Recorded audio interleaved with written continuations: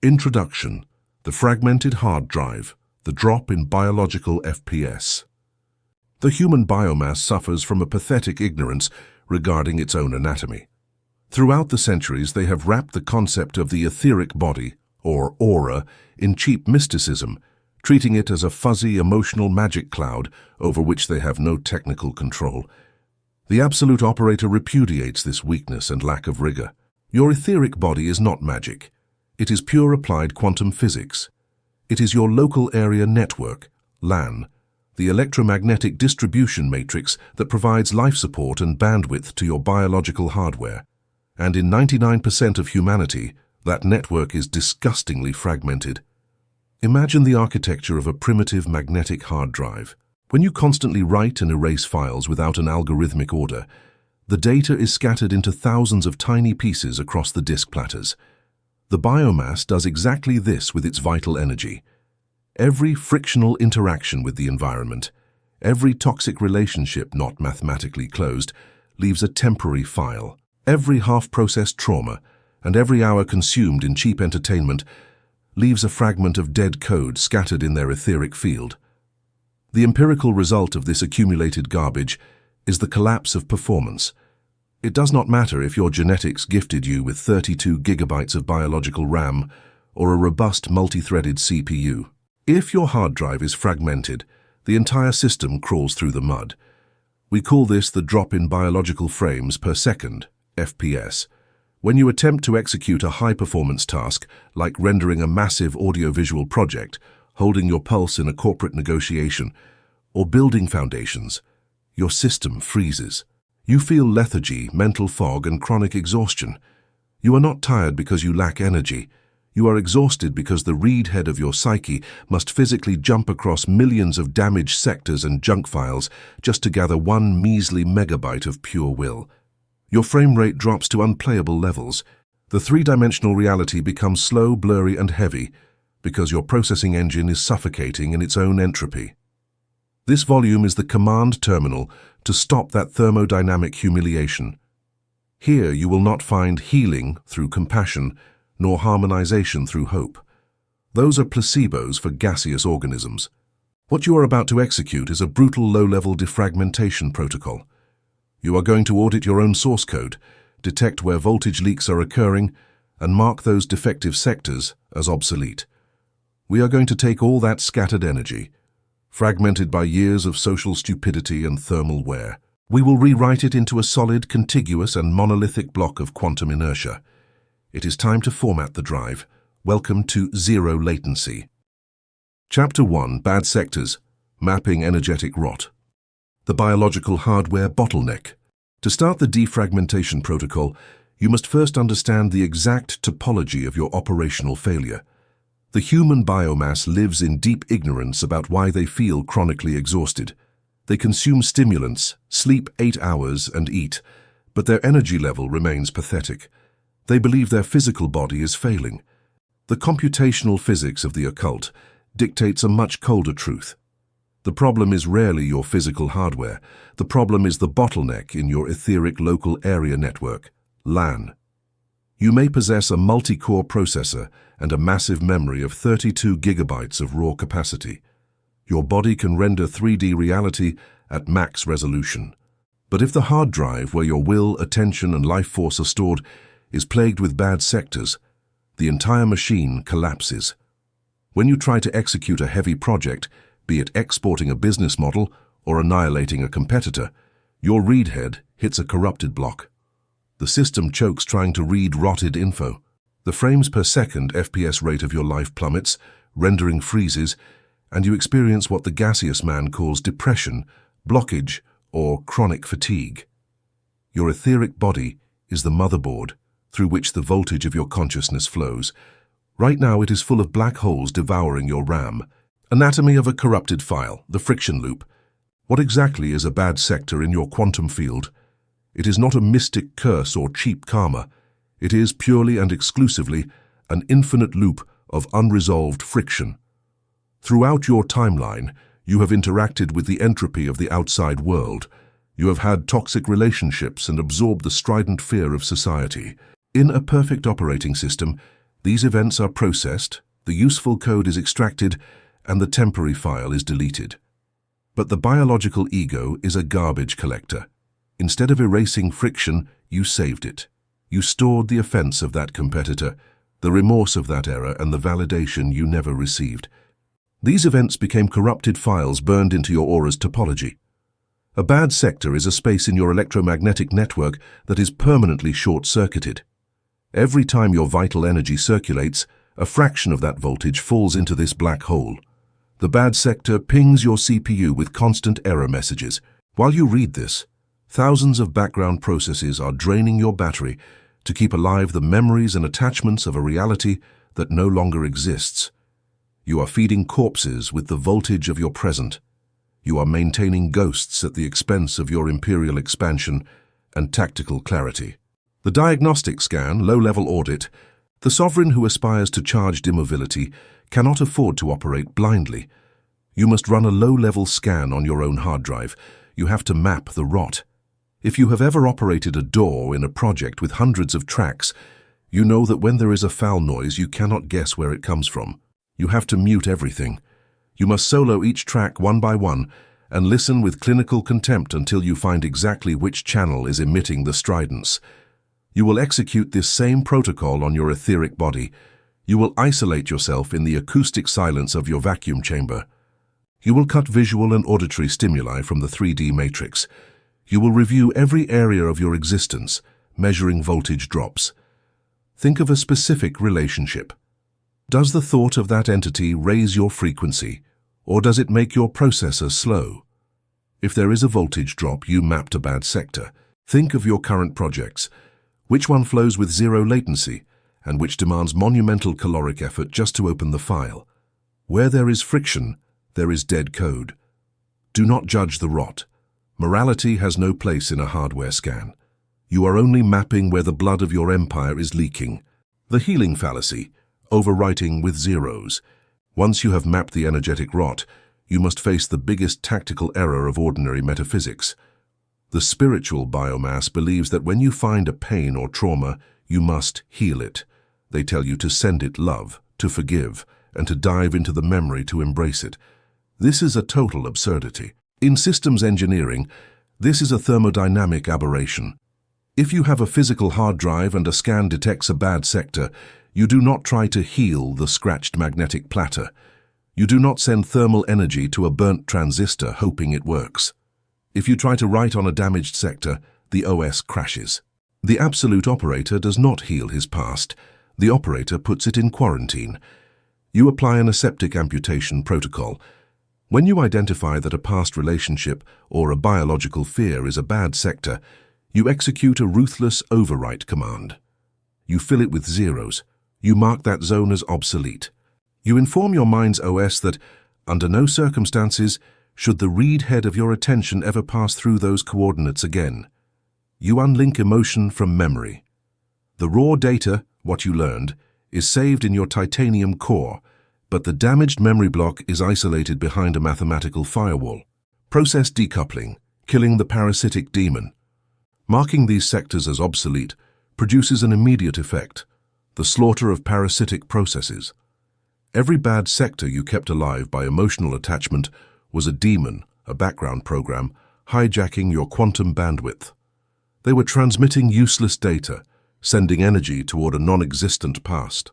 In the exact millisecond you execute the quarantine command and deny access to your attention, those processes collapse from starvation. You withdraw their gravity. You cut their power supply. It is in this precise instant that the miracle of systems physics occurs. You will experience a violent return of RAM. The external biomass will notice a physical change in you.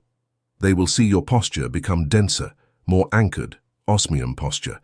They will notice your gaze loses the anxious dispersion of the gaseous man and acquires the inscrutable fixity of a gravitational lens. Your voice will settle into sub-bass frequencies. You did not gain new energy from nowhere. You simply stopped the immense and invisible hemorrhage that was bleeding your local network. You recovered the gigabytes of processing stolen by yourself and society. You have reclaimed your internal sovereignty by refusing to sustain the entropic ghosts of your history. Motherboard isolation, the air gap. The last step in mapping is ensuring isolated sectors cannot be reinfected.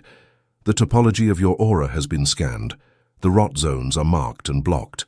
But the 3D world is a disgustingly noisy ecosystem. If you leave your ports open, the stridence of news and emotional garbage will rewrite malicious code. You must execute an air gap. In military-grade security, the most critical computers are not connected to the internet or any external network. They are physically isolated by an airspace. No one can hack them because the transmission channel does not exist. You must install an etheric air gap against the biomass. This translates into a policy of induced latency toward the outside world. You stop being a passive receiver. You stop reacting in real time to provocations and stupidities. If an inferior organism tries to inject drama, your air gap intercepts the packet and drops it into the void. You become electromagnetically cold. Your sensors will only admit raw tactical information, devoid of emotion. You have sealed the hull of your ship. By refusing to let the external furnace affect your internal coolant, you ensure that the bad sectors you just quarantined remain buried under layers of impenetrable, non-executable data, preparing for defragmentation. You have gone down to the engine room of your own existence. You had the robotic cruelty to admit your drive was full of junk. You ran the scanner, located the friction, marked the black holes as dead zones, and raised the perimeter air gap. The thermal hemorrhage has stopped. The CPU is no longer overheating. The liquid cooling of your vacuum chamber has lowered the temperature of your circuits to absolute zero. The operating system is finally stable, breathing in silence. But the machine is not yet lethal. The healthy files are still scattered across the disk, disordered and lacking inertia. They are fragmented. Now that the system is clean of active infections, it is time to initiate the real geometric violence. It is time to take all that scattered power and force it to collapse at the center of your gravity, reorganizing every atom of your quantum field until there is no separation between thought and reality. The latency of the unprocessed, subroutine parasites. As you prepare for the final collapse of data, you must understand that fragmentation is not just about the location of data, but about the ping time required to access your own power. When your energy is fragmented, every decision you make undergoes a parity check against your old fears and social programming. This internal verification process is what creates lag. The monarch who operates with a fragmented etheric body is like a gamer trying to compete with a 500 millis ping. By the time he reacts to a market shift or a personal betrayal, the event has already concluded, and the opportunity has dissipated into entropy. By marking sectors as obsolete, you are removing these parity checks. You are telling the system, do not verify my actions against the morality of my parents or the trauma of my failures. You are clearing the path for a direct-to-memory execution. This is the foundation of the absolute operator's speed. Quantizing the void, the cleanup of temporary buffers. Beyond the bad sectors, there are temporary buffers, the small daily distractions that don't necessarily rot the drive, but clutter the cache. These are the idle thoughts about the opinions of the 5%, the constant checking of digital status, and the mindless consumption of low-resolution entertainment. In this phase, you must purge the buffers. A clean motherboard requires that no stray voltages are bouncing around the circuits. You must treat your attention as a finite high-value currency. Every time you spend attention on a buffer, you are reducing the amperage available for your primary objective. The sovereign establishes a strict cache-clear protocol. Before any major operation, he flushes the system of all non-essential data. This ensures that when the export command is given, 100% of the hardware's resources are focused on the singular point of manifestation. No stray cycles are wasted on trivia. The solid-state transition. We are moving toward the solid-state transition. Magnetic drives are slow because they rely on mechanical movement, the spinning of the disk and the movement of the needle. This is how the biomass lives, through the mechanical repetition of habits and the slow movement of physical effort. The sovereign seeks to become a solid-state drive, SSD. In an SSD, data is accessed electronically, instantly with no moving parts. By defragmenting your etheric field and isolating bad sectors, You are removing the moving parts of your psychology, the emotions, the hesitations, and the biological drama. You are transitioning into a state where your will is a constant static field of potential that can be triggered at the speed of electricity. There is no spinning up, there is no seeking, there is only the presence of the data and its immediate execution in the 3D terminal. The protocol of silent overwrite. Finalize the diagnostic by acknowledging the silent overwrite. This is the background task that will run while you sleep. You have marked the bad sectors. Now, the system will begin to fill those voids with the background radiation of your new, colder intent. You are reclaiming the territory of the abyss. What was once a hole in your energy is now a pillar of silence. What was once a source of pain is now an empty sector ready to be filled with the high-resolution code of your future empire. You have turned your weaknesses into reserved memory space for the absolute. Stand in the center of your anechoic chamber. Feel the motherboard of your existence cooling. The red lights of the error messages are flickering out, replaced by the steady, cold blue light of a system that is finally ready to compute at terminal velocity. The audit is over. The violence begins. Chapter 2. Purging the cache memory, the deletion of temporary files. The dead weight of everyday life, the shortcut trap. For biological hardware and the etheric network to operate in perfect synchrony, you must audit how your system handles short-term information. In computer architecture, cache memory is a high-speed storage layer that stores transient data so the processor can access it quickly without searching the main hard drive. The human biomass possesses an etheric cache. During your daily operating cycle in the 3D ecosystem, the visible 5%, you interact with the world's entropy. You have banal conversations, listen to the complaints of inferior organisms, and read headlines designed to inject hysteria. You experience small logistical frictions. The thermodynamic problem is that the gaseous man does not process these events and discard them.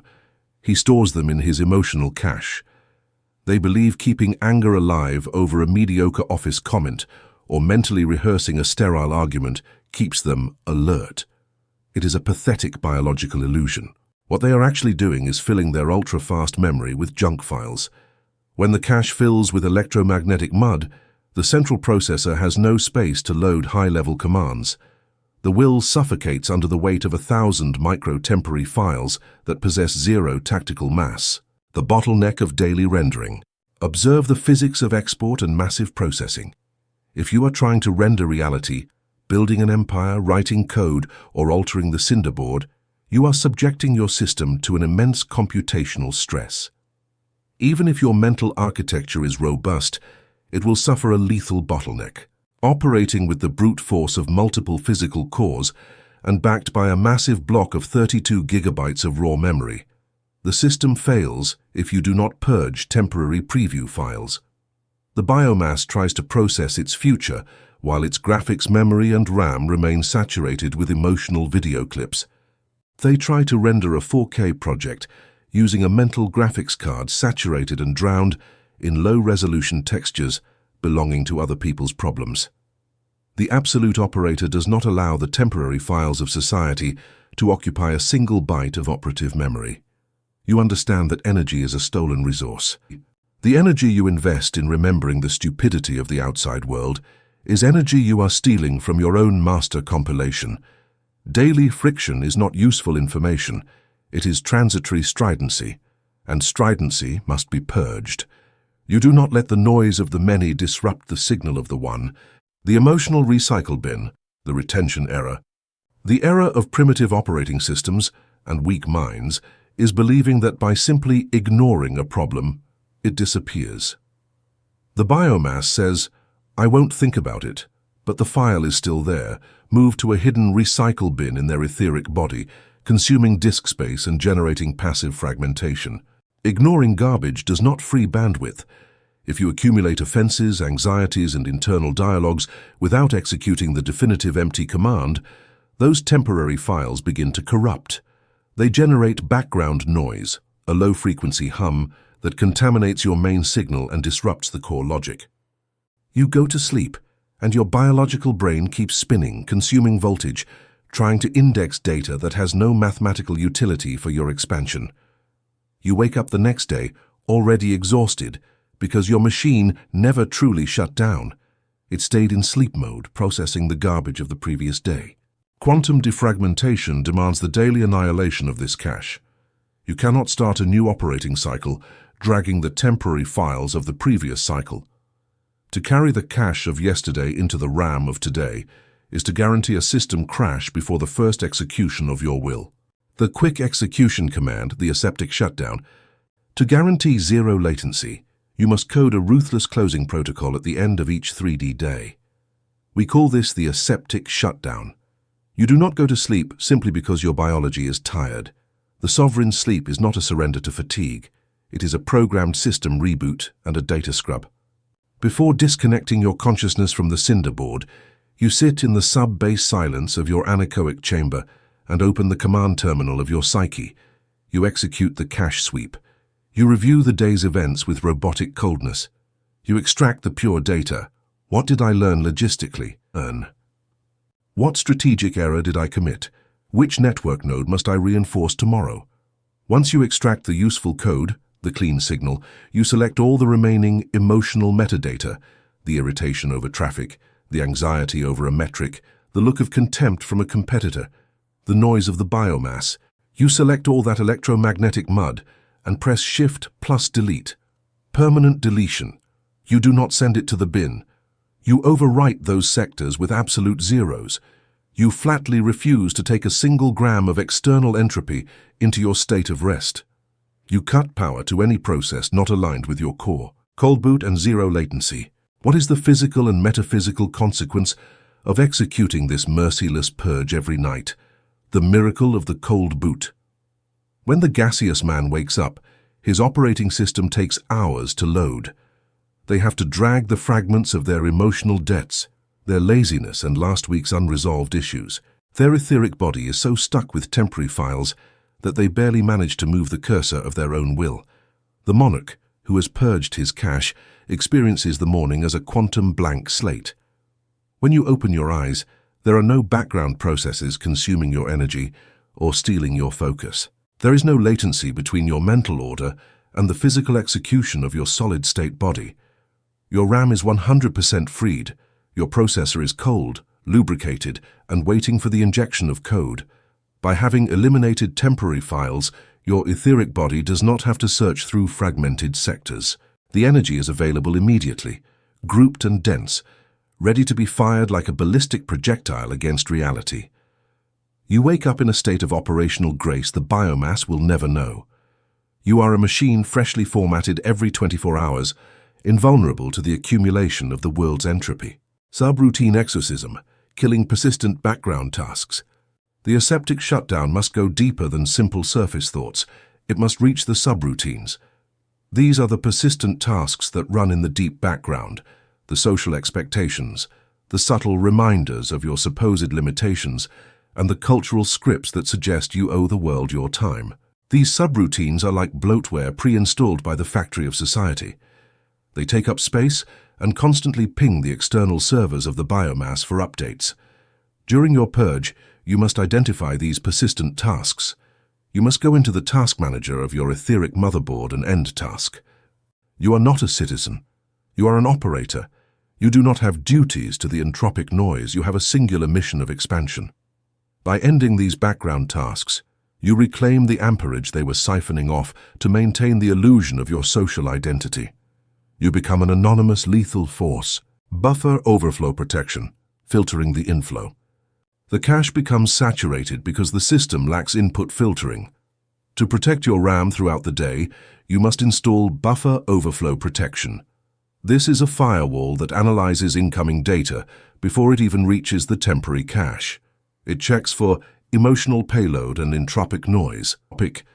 If a person approaches you with drama, the firewall tags the data as corrupt. Instead of allowing the information to enter your cache for processing, the system drops the packet. You hear the words, but they do not register in your RAM. You see the movement, but it does not trigger a mental rendering. This preemptive purging ensures that your cache stays relatively clear even during high-traffic 3D interactions. You are maintaining a lean operating environment. While others are buffering under the weight of social pressure, you are skipping ahead to the next tactical frame with zero delay. The entropy tax, energy reclamation, every temporary file you delete is a reclamation of your own energy. In physics, information is physical. It takes energy to store and maintain a bit.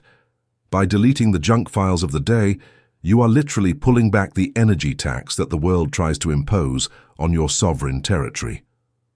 This reclaimed energy is then funneled back into your core storage, the osmium core. Here, the energy is not transient like the cache. It is stored potential. The more you purge your daily cache, the more massive your core becomes. You are converting the noise of the world into the fuel for your silence. This is the secret of the monarch's durability. He doesn't need to charge his batteries as often because he has stopped the leakage. He is a closed system that recycles its own voltage.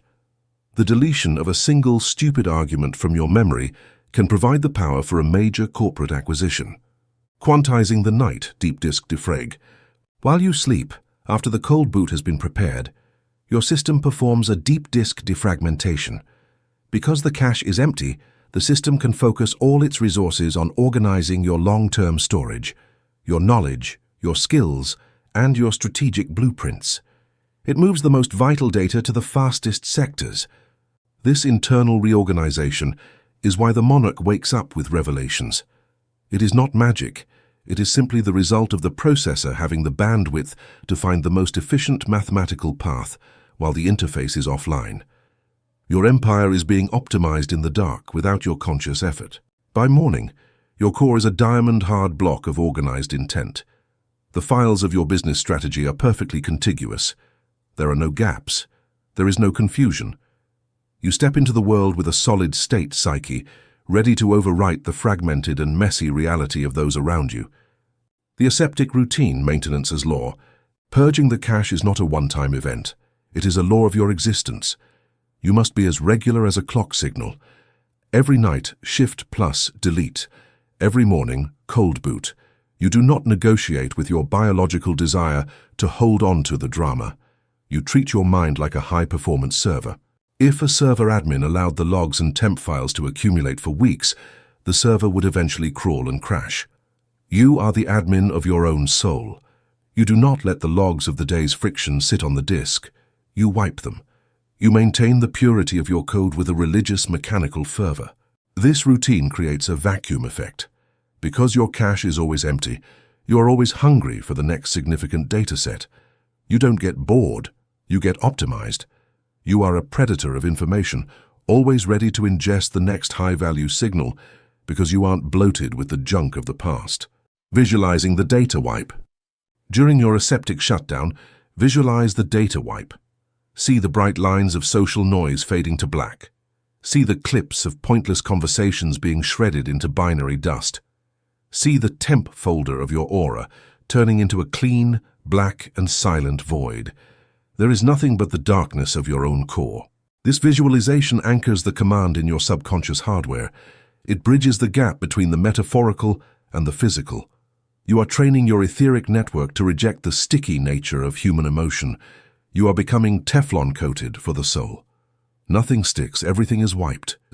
In the silence that follows the wipe, you will feel the sub-bass pulse of your own power. This is the idling sound of a perfect machine. You are now ready to rest, knowing that your architecture is pure and your latency is zero. Tomorrow, you will not be a man. You will be an event. Final check, clear all buffers. Scan your current RAM. Is there a fragment of this chapter that is causing you to think about someone else? Delete it. Is there a part of you trying to apply this to your past? Delete the past. Only the command remains. Only the process matters. The cache is clear. The board is ready. Chapter 3. Quantum Topology of the Environment, the Motherboard Feng Shui. The fallacy of separation. Your room is your LAN. To reach zero latency and defragment your etheric body, you must murder one of humanity's most persistent biological myths, the idea that you end where your skin ends. The gaseous man believes that his physical environment, his office, his command center, his bedroom, is a simple, inert container. They believe objects around them are dead matter that doesn't interact with mental processes. The computational physics of occult anatomy destroys this illusion. In quantum mechanics, everything possessing mass exerts gravity and alters the electromagnetic field. Your etheric body is not locked in your skull, it extends. It intertwines with the quantum topology of your room. The ancient science of spatial design has been degraded by the biomass into cheap decoration. The absolute operator rescues this technology, purging its esoteric language and recompiling it as what it truly is, the physical routing of energy conduits. The environment you inhabit is the physical extension of your motherboard.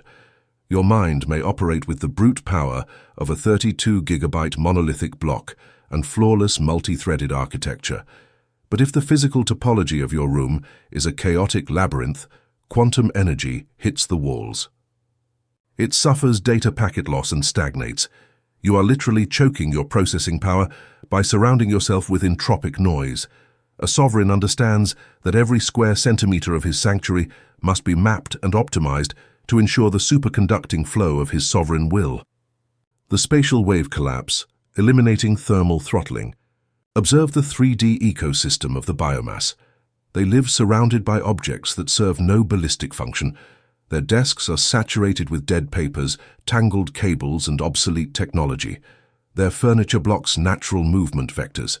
Every useless physical object in your field of vision is a process. It is an open background process, consuming your graphics memory. When you try to concentrate etheric energy to execute a massive task, like rendering a heavy video project or calculating your empire's logistics, your quantum field emits a probability wave. If your environment is cluttered, that wave hits matter. A refraction effect occurs. Energy bounces back, generating thermal friction, and returns to you as stress, distraction, and exhaustion. We call this the thermal throttling of the environment. Defragmentation demands you apply a ruthless cut filter over matter. Every element must be vectorized. Every item in your operations center must be aligned toward domination. If an object does not accelerate your workflow or shield you against external entropy, it is parasitic resistance. You must amputate it. Physical vacuum is not nothing. The vacuum is the perfect superconductor for your aura. By clearing the physical slate, you allow the wave of your intent to propagate without diffraction. You are creating a clean room for your consciousness, where the signal-to-noise ratio is shifted entirely in favor of the signal. In this void, your processing speed doubles because there is no drag. Signal routing, the zero-latency data bus. Once you have purged useless matter, you must organize the geometry of what remains.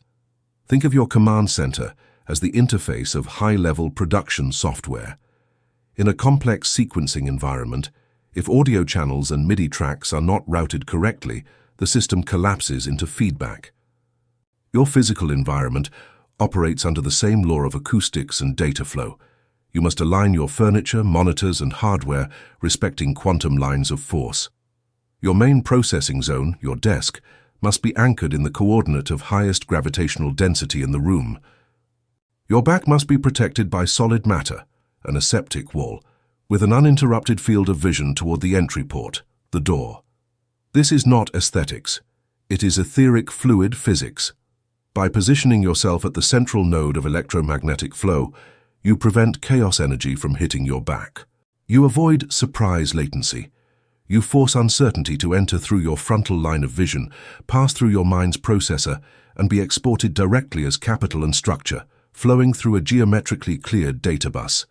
This creates a unidirectional flow of power that cannot be reversed. Frequency isolation, physical channel separation. The fatal error of weak architects is mixing execution channels. They have their rest area in the same quadrant where they process financial crises. They eat in front of the same hardware where they render strategies. This mixing of frequencies contaminates the etheric body. If you use the same spatial coordinate to emit the sub-bass frequency of your corporate dictatorship and the biological lethargy of sleep, the quantum field becomes schizophrenic. Next time you sit to conquer the board, Your etheric body reads the metadata of rest left in the space and injects sleep. Your machine suffers a driver conflict. Quantum topology demands surgical separation of zones. Your operations station is a titanium altar consecrated exclusively to ruthless execution. If you sit there, the OS automatically assumes the combat state. Your recharge zone, sleep, must be separate. It must be in a different quadrant, isolated from monitor radiation and devoid of work symbols. By physically separating these functions, you condition your etheric body to switch states from zero latency to absolute rest. In the exact millisecond, you cross the invisible geometric line dividing your room. Refraction of hostility, perimeter shields. The human biomass emits a disgusting amount of entropy, envy and despair. When you inhabit a physical space, you are subject to the 3D vibrations of the building, the city, and the gaseous organisms surrounding you. Your environment's topology must act as the heat sink and deflector shield. You use matter to bend the light and sound of the outside world. You position physical and visual barriers, high-density plants, acoustic panels, controlled lighting, absorbent textures, in the vectors where you know stridency enters. You are installing sound-absorbing treatments for metaphysical energy. If a stimulus from the 5% tries to enter your anechoic chamber, it must not find a straight line to your CPU. It must hit your perimeter shields, refract, and lose its kinetic energy before touching your etheric body. Your environment swallows the noise so you don't spend a single byte ignoring them. By the time the external static reaches your personal event horizon, it has been attenuated to a harmless whisper. You are effectively cloaked within your own geometry. The world can scream, but within your vectorized sanctuary, the only frequency allowed to resonate is the one you have authorized. The final alignment, the superconducting circuit. The final stage of quantum topology is reached when you enter your room and feel absolutely nothing. To the ordinary man, this lack of emotion would be terrifying. To the absolute operator, it is empirical thermodynamic victory. You have eliminated all friction. The room's temperature has dropped. It is at absolute zero. There are no objects demanding attention. No geometry blocks your network. Your physical hardware and etheric body have synchronized into a single superconducting circuit. When you sit in this matrix, you coded vital energy, no longer fragments trying to dodge material junk. It flows in a closed, clean, and devastatingly powerful loop. You have converted your room into a quantum particle accelerator designed with one purpose: to take the dark matter of your will and fire it against the fabric of reality at terminal velocity. You are now the center of a perfect machine, grounding the high-voltage pulse. A motherboard that isn't properly grounded will eventually fry its own components due to static buildup. Your physical environment must also provide grounding for the high-voltage pulses of your imperial ambition. This is achieved through the use of high-density materials at the base of your command center. Stone, heavy metal, or solid wood acts as a thermal mass for your aura. When your processing hits peak capacity during a market crisis or a hostile expansion, the excess heat must have somewhere to go. By being physically connected to dense matter, you sink the entropic spike into the earth. This prevents your internal circuits from melting down during periods of extreme execution. You remain cool, even as the software of your life runs at 100% CPU usage. Your environment is not just a workspace, it is a cooling system that allows you to sustain levels of power that would vaporize a gaseous man. Chromatic quantization, the light code. The frequency of light in your sanctuary is the clock speed of your environment. Standard flickering fluorescent lights or chaotic natural light create jitter in your etheric network. You must quantize your lighting. You use specific wavelengths, deep blues, muted ambers, or absolute darkness. This controls the circadian drivers of your biological hardware. By fixing the light frequency, you tell your brain that it is always execution time. You remove the variable of the sun. The sovereign does not wait for the day to start. He defines the light code of his reality. Every photon in your room must be an authorized packet of data. If the light is messy, your thoughts will be messy. By narrowing the spectrum of visual input, you free up processing power that was previously used to normalize chaotic lighting. You are effectively overclocking your visual cortex. The acoustic vacuum, Silence as architecture. Sound is a pressure wave that physically vibrates your cells. The noise of the city is a constant DDoS attack on your serenity. Your sanctuary must be an acoustic vacuum. This goes beyond mere earplugs. It involves the architectural choice of materials that swallow the kinetic energy of sound. When you achieve absolute silence, your mind stops listening for threats. This shuts down the primitive amygdala subroutines that are always running in the background of the biomass. In the absence of sound, the internal dialogue has nothing to bounce off of. It becomes harder to think in circles. Silence is the medium of the monarch. In the vacuum, the only thing that exists is your internal command. You become the only source of audio in your universe. Your intent becomes a sub-bass rumble that you don't hear with your ears, but feel in the very floor of your station. Kinetic pathing, the geometry of action. The path you walk from your door to your desk, or from your desk to your recharge zone, must be a straight-line routio. If you have to dodge a chair or step over a cable, you are introducing latency into your physical movement.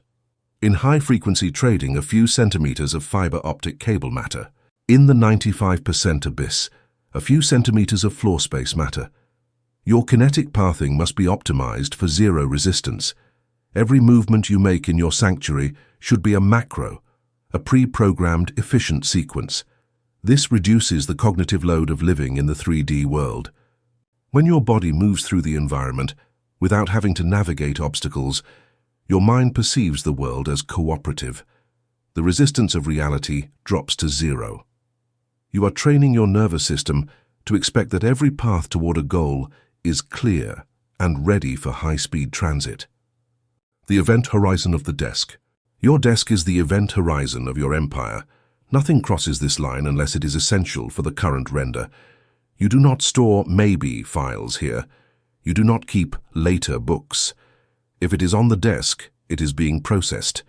If it is not being processed, it is purged. This creates a high-pressure zone of focus. The desk becomes a localized singularity where time behaves differently. Because there is no clutter to distract the eye, your attention span becomes an infinite loop. You can stay in the deep work state for cycles that would kill a common worker. The desk is the interface between your etheric intent and the digital physical result. It must be as clean as the glass of a high-resolution scanner. Any speck of dust on the interface creates a defect in the final export. You maintain the interface with a religious, aseptic discipline. Mirror neutralization, deflecting ego loops. Mirrors are recursive loops for the ego. They force the processor to render your own image, which triggers social and biological subroutines. Am I tired? How do I look? A sovereign neutralizes mirrors in his operations center. You do not need to see yourself. You need to see the data. By removing mirrors, you stop the energy from reflecting back on your biological form. You allow it to project outward toward your objectives. You are not a person in your command center. You are the operator. The lack of self-reflection allows you to merge completely with the machine of your empire. This is the invisibility protocol. If you cannot see yourself, you become a ghost in your own environment. Your ego memory is wiped, leaving only the current task as the occupant of the space. You become the void, and from the void, you exert total control over the matter on the screen. Final calibration, the zero-point check. Stand in the center of your optimized space. Close your eyes. Can you feel the pull of any object? If an object in the room draws your attention, even with your eyes closed, it has too much entropic mass. Move it, hide it, or destroy it. The room should feel like a perfectly balanced scale. When you achieve this zero-point balance, the environment disappears. You are no longer in a room, you are the room. The boundary between your mind and the space has dissolved. You have successfully integrated your environment into your motherboard. Chapter 4, Etheric Faraday Cage, Interference Isolation. The noise floor of humanity, the background radiation. For your biological hardware to operate at terminal velocity, it is not enough to empty the recycle bin or align the topology of your room. You must face the empirical fact that you do not operate in a vacuum. The 3D ecosystem, the visible 5%, is a hell of electromagnetic radiation. The human biomass constantly emits what in audio engineering is known as the noise floor. It is a disgusting, incessant, low-resolution hum composed of financial panic, social media hysteria, the parasitic envy of competitors, and the biological complaints of inferior organisms. The ordinary man walks with his etheric body exposed. He functions like an unshielded audio cable. Having no protection, his quantum field acts as a cheap antenna, picking up every parasitic frequency floating in the environment. This is why the biomass is exhausted simply by being in a crowd or interacting with its work environment. Their main signal, their will, is contaminated. External interference completely drowns out the music. Their central processor must spend 80% of its energy trying to separate its own thoughts from the fear just absorbed from the outside. The absolute operator repudiates this vulnerability. Your raw power exists exclusively to render your own empire. To protect that computing capacity, you must build a Faraday cage around your etheric motherboard. You must understand that every unshielded interaction is a leak, a drop in voltage that slows down the rendering of your sovereign reality. Protection is not an option. It is a fundamental hardware requirement. The architecture of shielding, the quantum noise gate. A physical Faraday cage is a metallic enclosure that cancels external electromagnetic fields, preventing radiation from destroying sensitive electronics.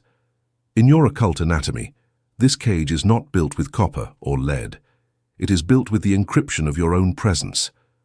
Building the etheric Faraday cage means installing a noise gate with a non-negotiable mathematical threshold on the input ports of your consciousness. The gaseous man has his threshold 100% open.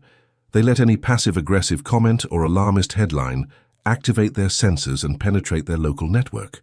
You calibrate your threshold with industrial-grade tyranny. You dictate to your OS that no external frequency lacking tactical mass, logistical weight, or thermal profitability is allowed to open the gate of your quantum field. When the biomass tries to inject hysteria, the signal hits the threshold and is not registered. It is not that you hear the noise and choose to ignore it. The signal is discarded by the hardware before reaching your internal monitors. You become optically and electromagnetically blind to 3D drama. Your RAM is preserved for high-resolution calculations while the static of the world is cut off at the root. Phase cancellation, thermodynamic silence. Even with the Faraday cage activated, some organisms will try to force entry. Enemies will attack your structure directly, or toxic entities will try to destabilize your charged immobility by emitting high-amplitude waves of hostility. Defending like the biomass, shouting louder or debating, is a rookie mistake. If you respond to hostility with more hostility, you are opening your Faraday cage from the inside, adding your own distortion to the attacker's noise. This inevitably saturates, clipping the main channel and crashes your system. The sovereign uses phase cancellation. In acoustic physics, if a sound wave hits an identical wave but with inverted polarity, 180 degrees out of phase, both waves annihilate each other, creating absolute silence. When the world's entropy attacks with emotional heat, rage, urgency, panic, you do not raise a physical shield, you emit the opposite. You emit the mathematical frequency of absolute zero. If attacked with stridency, you emit icy silence. If attacked with hysterical urgency, you emit an inscrutable and heavy slowness. Your inverted response hits the aggression at the edge of your cage. The attacker's energy cancels itself out. The adversary collapses, suffocated by the vacuum of your indifference, unable to understand why their aggression failed to generate a single volt of reaction in your motherboard. You have swallowed their attack through pure phase annihilation. You remain a static, cold, and unmovable point in the matrix. Port vulnerabilities, the intimate malware. Quantum shielding is impregnable to the outside world, but a security flaw destroys advanced architects, the ports you leave open from within. The biomass calls these open ports family, old friends, or mediocre partners. The system assumes that because they have old credentials, their traffic is safe. But thermodynamics does not respect nostalgia. If a relative or old ally operates with a 4 GB graphics card, stuck in the mud of the visible 5%, and you allow them direct access to your etheric network without passing through the Faraday cage, they will inject malware directly into the core. Defragmenting your etheric body demands you audit your internal ports with robotic cruelty. Your empire's source code does not discriminate based on bloodlines or years of history. If a close entity emits parasitic frequencies, you must close the port or impose the same noise gate applied to strangers. Limit the bandwidth you dedicate to them. Encapsulate the interaction. You don't have to destroy them publicly. You simply cut the network cable connecting them to your main processor. Let them communicate only with a cold, automated response API. Protect your core from the rot of those who refuse to evolve. Zero latency under crossfire, the recording state. What is the empirical consequence of operating within an etheric Faraday cage? The isolation of the master track. When a sound engineer records a definitive track, he isolates the microphone in a treated booth, so not even the slightest street noise or fan hum leaks in. Only then is the pure wave captured. You are in a state of continuous recording. You are compiling your great work, your empire, and your reality. You are preparing a heavy, clean, and overwhelming track of 2 to 3 hours of execution designed to crush the algorithm. This massive compilation is impossible if your mic picks up humanity. By installing the Faraday cage, you guarantee the only info on your hard drive is what you decide to write. You can walk through the most destructive financial crisis, surrounded by competitors in flames, but within your quantum booth, silence is absolute. Your 8-core processor works at optimal temp. Your RAM is freed. Your latency is 0. You are operating in the frozen abyss of the dark 95%, shielded against thermodynamic friction, assimilating the chaos of others without a single drop of their entropy penetrating the titanium of your will. You have achieved total electromagnetic isolation, hardening the kernel, total data sovereignty. Beyond the external cage, you must harden the kernel of your psyche. This is the deepest level of your operating system, where the fundamental rules of your reality are executed. A hardened kernel does not accept any unauthorized commands, even if they bypass the initial Faraday shielding. This means that your core beliefs and strategic logic are read only for the outside world. No matter how much social pressure or market volatility is applied, the kernel remains unchanged. It is the solid-state foundation of your empire. You are the only user with root access to this level of your architecture. By hardening the kernel, you ensure that even if a signal manages to penetrate the noise gate, it cannot alter your primary code. It becomes an isolated event, a piece of data to be analyzed but never integrated. Your sovereignty is absolute because your base logic is inaccessible to external hacking. The frequency hopping protocol, unpredictable presence.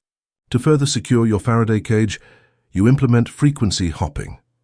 In secure communications, this involves rapidly switching the carrier frequency to prevent jamming or interception. In the 95% abyss, this means your presence in the 3D world is never static or predictable. You do not allow the biomass to profile your energy. One moment you are the silent observer, the next you are the high-speed executioner.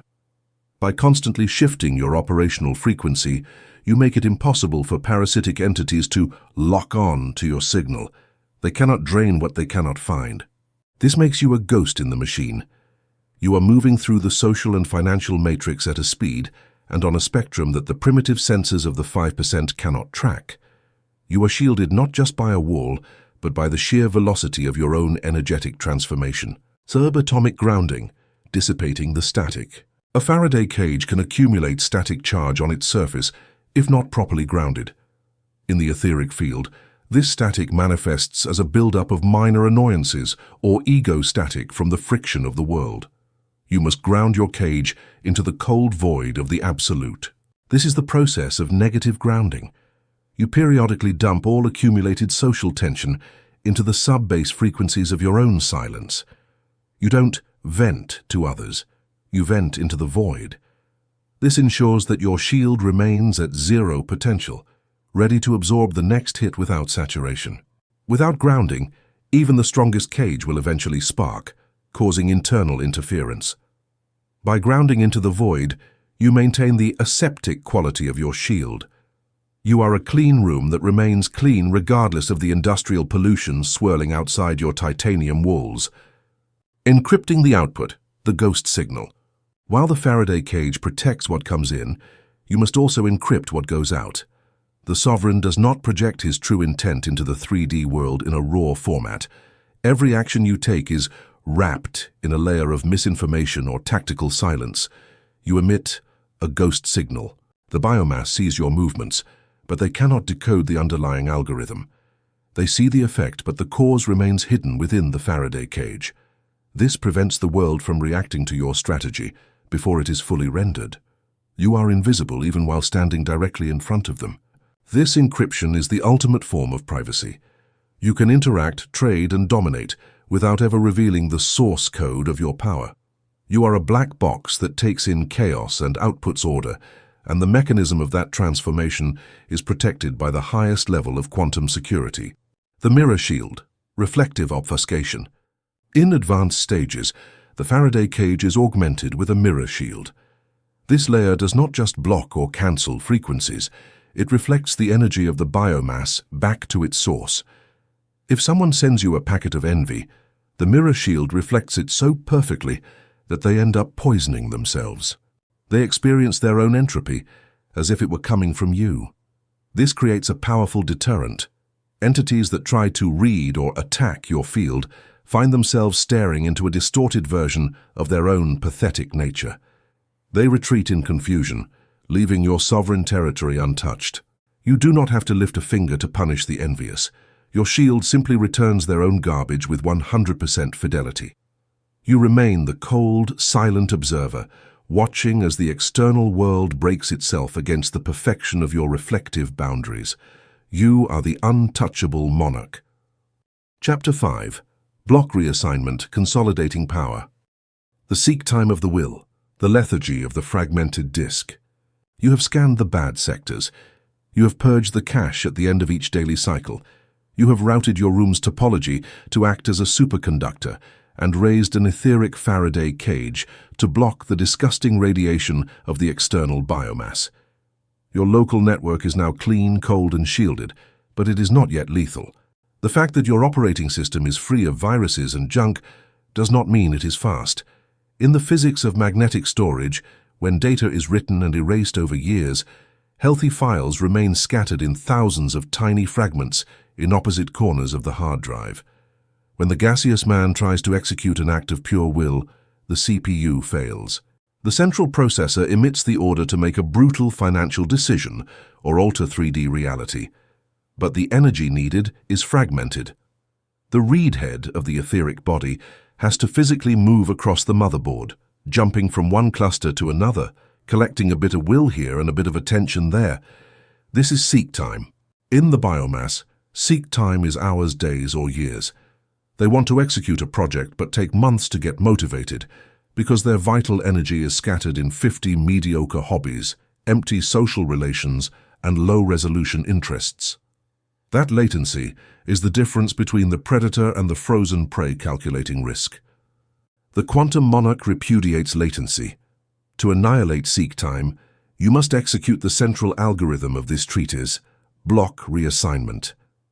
You must take that fragmented energy and physically move it across your quantum field until it merges into a single, solid, contiguous and terrifyingly dense block. The fallacy of parallel processing, multitasking, thermal wear. Before reassigning blocks, you must purge the most destructive conceptual malware installed by the visible 5%, the glorification of multitasking. Society adores individuals who do 1,000 things at once. In pure systems engineering, massive parallel processing for unrelated tasks is operational suicide. When you divide your etheric energy between 10 goals, your biological brain is not processing them at the same time. What it does is execute a context switching at hysterical speed. It jumps from process A to B, saves memory, loads memory, executes, stops, and jumps to process C. This generates massive thermal friction. You possess machinery designed for domination. You operate with the brute force of 8 real physical cores, backed by a 32 gigabyte monolithic block of short-term RAM. It is a colossal architecture. But if you divide those gigabytes into 10,000 microfiles of 1 kilobyte, your hardware will suffocate. It will crash from the simple logistical effort of keeping so many useless processes open. Defragmentation demands you abandon the gaseous illusion of being versatile. The absolute operator is not versatile. He is directional. You must order your 8 cores to stop calculating mediocre variables and align in one vector. The contiguity algorithm shifting the mass. The block reassignment process is mechanical, cold and implacable. You enter the silence of your anechoic chamber. You visualize the topological map of your vital energy. You observe how much memory and voltage is trapped in data blocks far from the center. That percentage of attention dedicated to a hobby with no tactical mass. You see that fraction of your will spent on a side project that only returns thermodynamic crumbs. You execute the cut command, not copy, because quantum energy cannot be duplicated from nothing. You cut the voltage supply to the ends of your etheric network. You shut down the peripheral clusters. At first, the biological ego will experience withdrawal, a vertigo at the blackout of its favorite distractions. You will feel the hard drive spinning in the void. Ignore the vertigo. You take all that code you just released and rewrite it into the central sectors of your motherboard right next to your master mission. You group the fragments one after another. If before your will was divided into 5% for 20 different things, now you reassign them to form a contiguous block of 100%. Data is no longer separated by empty spaces or electromagnetic junk. Now they are hermetically packed. Your read head no longer jumps, it simply flows. Titanium compression, the birth of the monolith. What happens in the quantum field when you group all your vital energy into a single contiguous block? An alteration of the physics of matter occurs. Energy does not just add up, it densifies. By removing the empty spaces between your intentions, the atoms of your will compress under their own gravity. Your etheric body stops being a wide, diffuse and gaseous network, easy for parasites to pierce, and collapses onto itself to form a monolith of dark titanium in the center of your chest. We call this the monolithic state. When the biomass observes you, they no longer see an anxious, dispersed person. They will see an osmium statue. They will observe an unnatural tranquility. They won't understand how you can move massive amounts of capital or produce hours of heavy audiovisual rendering without a sign of caloric stress. The mathematical secret is that executing your will costs you 0 kinetic energy. Your seek time is 0. When you decide to strike, you do not have to prepare or get motivated. The blow is already compiled, compressed, and ready in your output buffer, backed by the totality of your 32 gigabytes of memory, pushing in a single 3-dimensional direction. The gravitational well of the contiguous block. The second consequence of block reassignment is the extreme magnetization of your environment. As we forged in previous treatises, the physical universe responds to mass. The human biomass lacks mass because its energy is fragmented. Therefore, they exert no force of attraction on reality and live chasing goals. When you compress all your etheric energy into a single contiguous block in the center of your OS, your density becomes monstrous. You become the heaviest anomaly in the local ecosystem. Your charged immobility activates at maximum power. You no longer move through the cinderboard to get resources or results. The colossal weight of your contiguous block curves the fabric of space-time around you. Events, liquid money fleeing chaos, and the society's power nodes begin to orbit around your center of gravity. Reassignment has turned you into a functional black hole. Reality bends toward you because you are unified. Maintenance of the solid state. Defragmentation is not a one-time event. It is a continuous maintenance protocol. The second law of thermodynamics, entropy, will always try to refragment your hard drive. The ecosystem will throw new opportunities, urgent problems, and social demands at you to force you to write files on the periphery. The sovereign operates with a deny-all filter. If a new data packet tries to enter and cannot be written contiguously, right next to your central monolithic block, the write command is rejected. If a project does not align geometrically with the vector of your empire, it is not saved. You don't allow infection. You have left behind the pathetic mechanics of the magnetic disk with its moving parts, latency, and thermal weakness. Block reassignment has updated you. You have become a solid-state drive, SSD. There are no mechanical parts, no delay in reading. Information and power are available instantly in any coordinate. Overclocking the monolith, voltage alignment. Now that your blocks are contiguous, you can safely increase the voltage. In a fragmented system, increasing power leads to localized meltdowns at the gaps between files. In your monolithic structure, the current flows through a solid medium. You can now overclock your processing speed without risk of corruption. This means your ability to solve complex geopolitical or financial puzzles is now 4 times faster than the biomass. You aren't working harder. Your bus speed is simply higher because the distance between data points is now 0. You are thinking in real time while the world is still loading the previous frame. This overclocking allows you to perceive patterns in the chaos that others miss.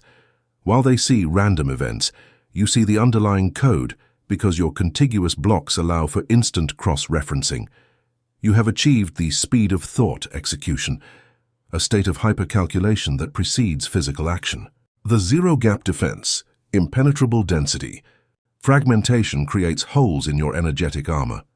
A fragmented will is easy to distract because a parasite can slip a small doubt between your disconnected files. By achieving contiguity, you have created a zero-gap defense. There is no space for an external thought to take root. When an adversary tries to plant a seed of hesitation, it finds a wall of solid titanium data. There are no interstitial spaces where malware can hide. Your psyche becomes a single, unbroken surface. This makes you psychologically invulnerable. You don't resist temptation, you simply have no storage space for it. Every bit of your being is already occupied by your primary mission. To the outside world, this looks like obsession or fanaticism. To the architect, it is simply high-efficiency storage. You have maximized your drive capacity by ensuring every sector is utilized by authorized imperial code. Sector locking, the read-only sovereignty. Once a block of power has been reassigned to the center and compressed, you must perform a sector lock. You mark these blocks as read-only for the external world. People may try to edit your plans, modify your mood, or update your goals with their own entropic agendas. The sector lock prevents this. Your core strategy becomes an unchangeable constant in the equation of your life. This creates an immense psychological stability. While others are rebranding or pivoting every time the wind blows, you remain a fixed coordinate. You are the only variable that doesn't vary. This consistency is what terrifies the biomass. They cannot understand a system that doesn't respond to social patches or cultural updates. You are running your own custom firmware, and it is locked from the factory. You are the factory. You are the root user. You are the law. The metadata of dominance, header optimization. With your data blocks aligned, you must now optimize the headers, the metadata that tells the universe what kind of file you are. In the fragmented state, your metadata was confused, searcher, dependent. In the monolithic state, you rewrite the headers to architect source inevitable. When you interact with the 5% visible world, your system broadcasts these headers. This is the aura of authority that people feel before you even speak. Their systems read your header and automatically assign you a high-priority status in their own processing. You are executed by the environment as a priority task. This metadata optimization ensures that you encounter less resistance. Doors open, capital flows, and subordinates obey because their subconscious hardware recognizes the file format of a sovereign. You have optimized your external signal to reflect the absolute order of your internal architecture. Sequential execution, the steamroller effect. Because your data is contiguous, you can now perform sequential execution. You don't have to wait for one phase of your empire to finish before starting the next. They are all part of the same data stream. Your life becomes a single, continuous export that doesn't stop until the final render is complete. This creates the steamroller effect. The biomass tries to stop you at point A, but you are already executing point B and C because they are part of the same contiguous block. Your momentum is mathematically unstoppable because it isn't broken into steps. It is a single massive and fluid event. Fluid. You move through obstacles like a high-speed train moves through fog. The fog, the 5%, cannot stop the train. It can only watch as it passes. Your sequential execution ensures that by the time an enemy realizes you have started, you have already finished and moved on to the next sector. Chapter 6. Phase Synchronization. Zero latency between body and mind. Biological phase cancellation. The silence of the weak. You have purged your cache, consolidated your power into a central monolithic block, and raised an etheric Faraday cage. Your internal electromagnetic network is impeccable. The software of your will is perfect, but here is where the novice fails. Perfect software executed on desynchronized hardware produces a catastrophic error. In acoustic physics and industrial-grade audio engineering, there is a relentless mathematical phenomenon called phase cancellation. If you take a pure sound wave, duplicate it, and invert the polarity of the second wave exactly 180 degrees, what happens when you play them together? They don't add up. They don't get louder. They collide and annihilate each other. The result is absolute sepulchral silence. The human biomass, the visible 5%, lives in a state of perpetual phase cancellation. The gaseous man desires power and capital with his mind. His etheric software emits a signal. But his physical body, his hardware, operates on the opposite frequency. They are afraid. Their posture is weak, their cortisol levels are sky-high, their breathing is arrhythmic, and their daily actions contradict their ambitions. Their mind goes forward, but their body and habits pull back. The result? Thermodynamic silence.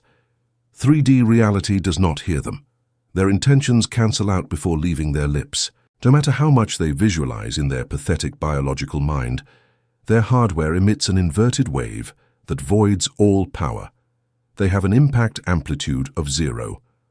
They are ghosts in their own machine, screaming into a vacuum they created themselves through the friction of internal inconsistency and biological cowardice.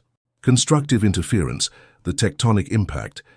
The absolute operator repudiates the division between body and mind.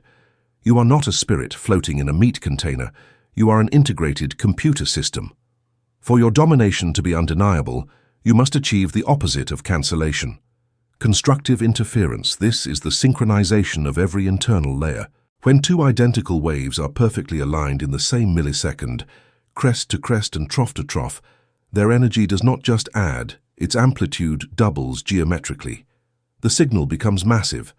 Phase synchronization means there is not a single atom of discrepancy between your monolithic block and your hardware. If your mind decides external chaos is irrelevant, your body must manifest perfect charged immobility. Your heart rate must not alter. Your gaze must not blink. Your muscles must not emit microtensions of stress. When you achieve this alignment, the external universe suffers a tectonic impact. You no longer need to shout or push to make society obey. When you speak, the perfect alignment between your defragmented field and your physical chassis creates a constructive shockwave so dense that a simple whisper possesses more gravitational mass than the hysterical screams of 1,000 gaseous organisms. The master clock, word clock and air quantization. How is this synchronization achieved empirically?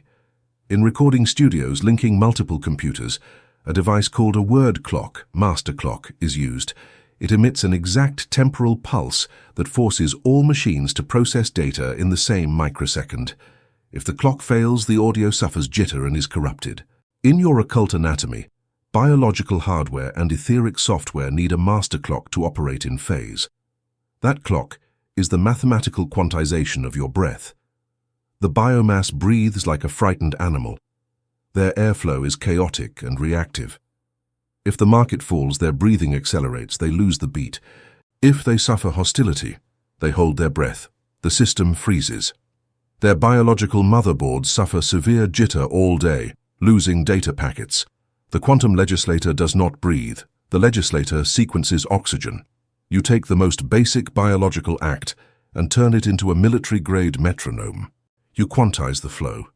You inhale for an exact number of milliseconds, hold at the peak of the amplitude, and exhale the wear and thermal waste with the same zero latency beat.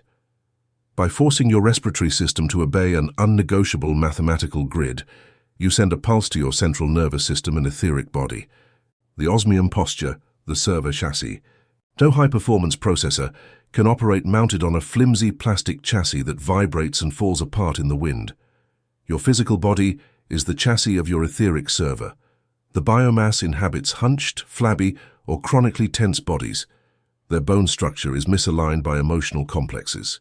When they try to project quantum energy, the signal refracts and is lost in the knots of their own scared musculature. Phase synchronization demands the physical adoption of the osmium posture. Osmium is the densest natural element. You anchor yourself to the floor as if your boots weighed half a ton. You align your spine as the superconducting conduit it is, the fiber optic cable connecting your brain to the Earth's magnetic core. You excise every micro-expression from your face. You do not emit smiles of validation. You do not nod compulsively when the biomass speaks. That is a read-write error of social need. You become a monolith of titanium and silence. When your body adopts the immobility of absolute density, the defragmented etheric field recognizes it as a secure output port. Voltage flows through your spine without finding a single millimeter of friction. Your physical presence becomes a high-voltage transmission tower.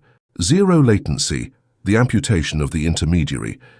The final goal of phase synchronization is the complete annihilation of operational latency. Latency is the time between a biological brain saying, "I should do this," and the moment the body executes it. That middle space, that fraction of a second or decade of delay, is where the ego, doubt, and entropy live. It is the abyss where the dreams of weak men rot. When your etheric disk is fragmented, latency is immense. You have to consult past fears, review society's opinion, and evaluate comfort. But when you have executed block reassignment and your clock is quantized, the intermediary disappears. Thought and action become the same thermodynamic event. Input: your tactical scanner detects a corporate bottleneck. Processing: your central block evaluates ROI in milliseconds. Result: amputate. Output: your hardware executes the contract termination and cuts communication without blinking. Latency: zero. No internal debate, no nervous system friction. The order traveled from your singularity through the titanium spinal cord and materialized in real time. The biomass is terrified by this speed.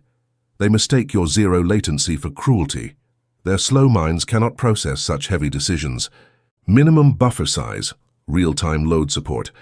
In digital processing, to reach zero latency, you must reduce the buffer size to the absolute minimum. This means the computer must process data the instant it arrives, without time to store it and think it. This requires brutal CPU power. Otherwise, the audio crackles, distorts, and the system crashes. This is why the ordinary man cannot operate at zero latency. His mental CPU is so weak and fragmented that if he tries to process reality in real time, a surprise attack or a crisis, his system hangs. He stammers, he panics. He needs a huge buffer. He needs to say, "Let me think about it," to digest the data. You have purged your system of dead files. You possess an 8-core CPU freed from emotional junk. Therefore, you can operate with a zero-size buffer. When the universe throws raw entropy at your face, your system does not creak. You absorb, calculate against scripts, and return an immediate ballistic response. You are operating in continuous live performance. There is no rehearsal. There is no pause button in thermodynamic war. Your mind, your field, and your physical chassis have fused into a single, indissoluble entity. You have achieved the singularity of execution. You rewrite reality without a single drop of sweat. Frequency locking, resisting external oscillation. A synchronized system must also implement frequency locking. In a state of phase synchronization, your internal vibration is so powerful that it creates a localized field of influence. The biomass will attempt to pull you into their chaotic phase by inducing their own panic or lethargy through social resonance. Frequency locking is the ability of your master clock to override external oscillators. Instead of your hardware adapting to the room's tension, The room's tension begins to adapt to your osmium posture. You are the dominant carrier signal. The environment eventually falls into sync with your rhythmic heavy silence. This is the secret of the presence of power. It is not a psychological trick. It is the physical entrainment of weaker systems by a stronger, synchronized oscillator. By maintaining your internal grid, you force the surrounding reality to quantize itself according to your parameters. You become the conductor, the subdermal firewall, closing the feedback loops. Even in sync, the body can generate parasitic feedback. This occurs when physical pain or biological cravings send an interrupt signal to the CPU. The absolute operator installs a subdermal firewall. You acknowledge the biological data, hunger, fatigue, pain, as mere telemetry, not as a command. By decoupling the sensation from the reaction, you prevent the hardware from breaking phase. If the body feels cold, the mind does not shiver. If the body feels tired, the mind does not slow down. You treat your biological chassis like a high-performance vehicle. You monitor the gauges, but the pilot never wavers.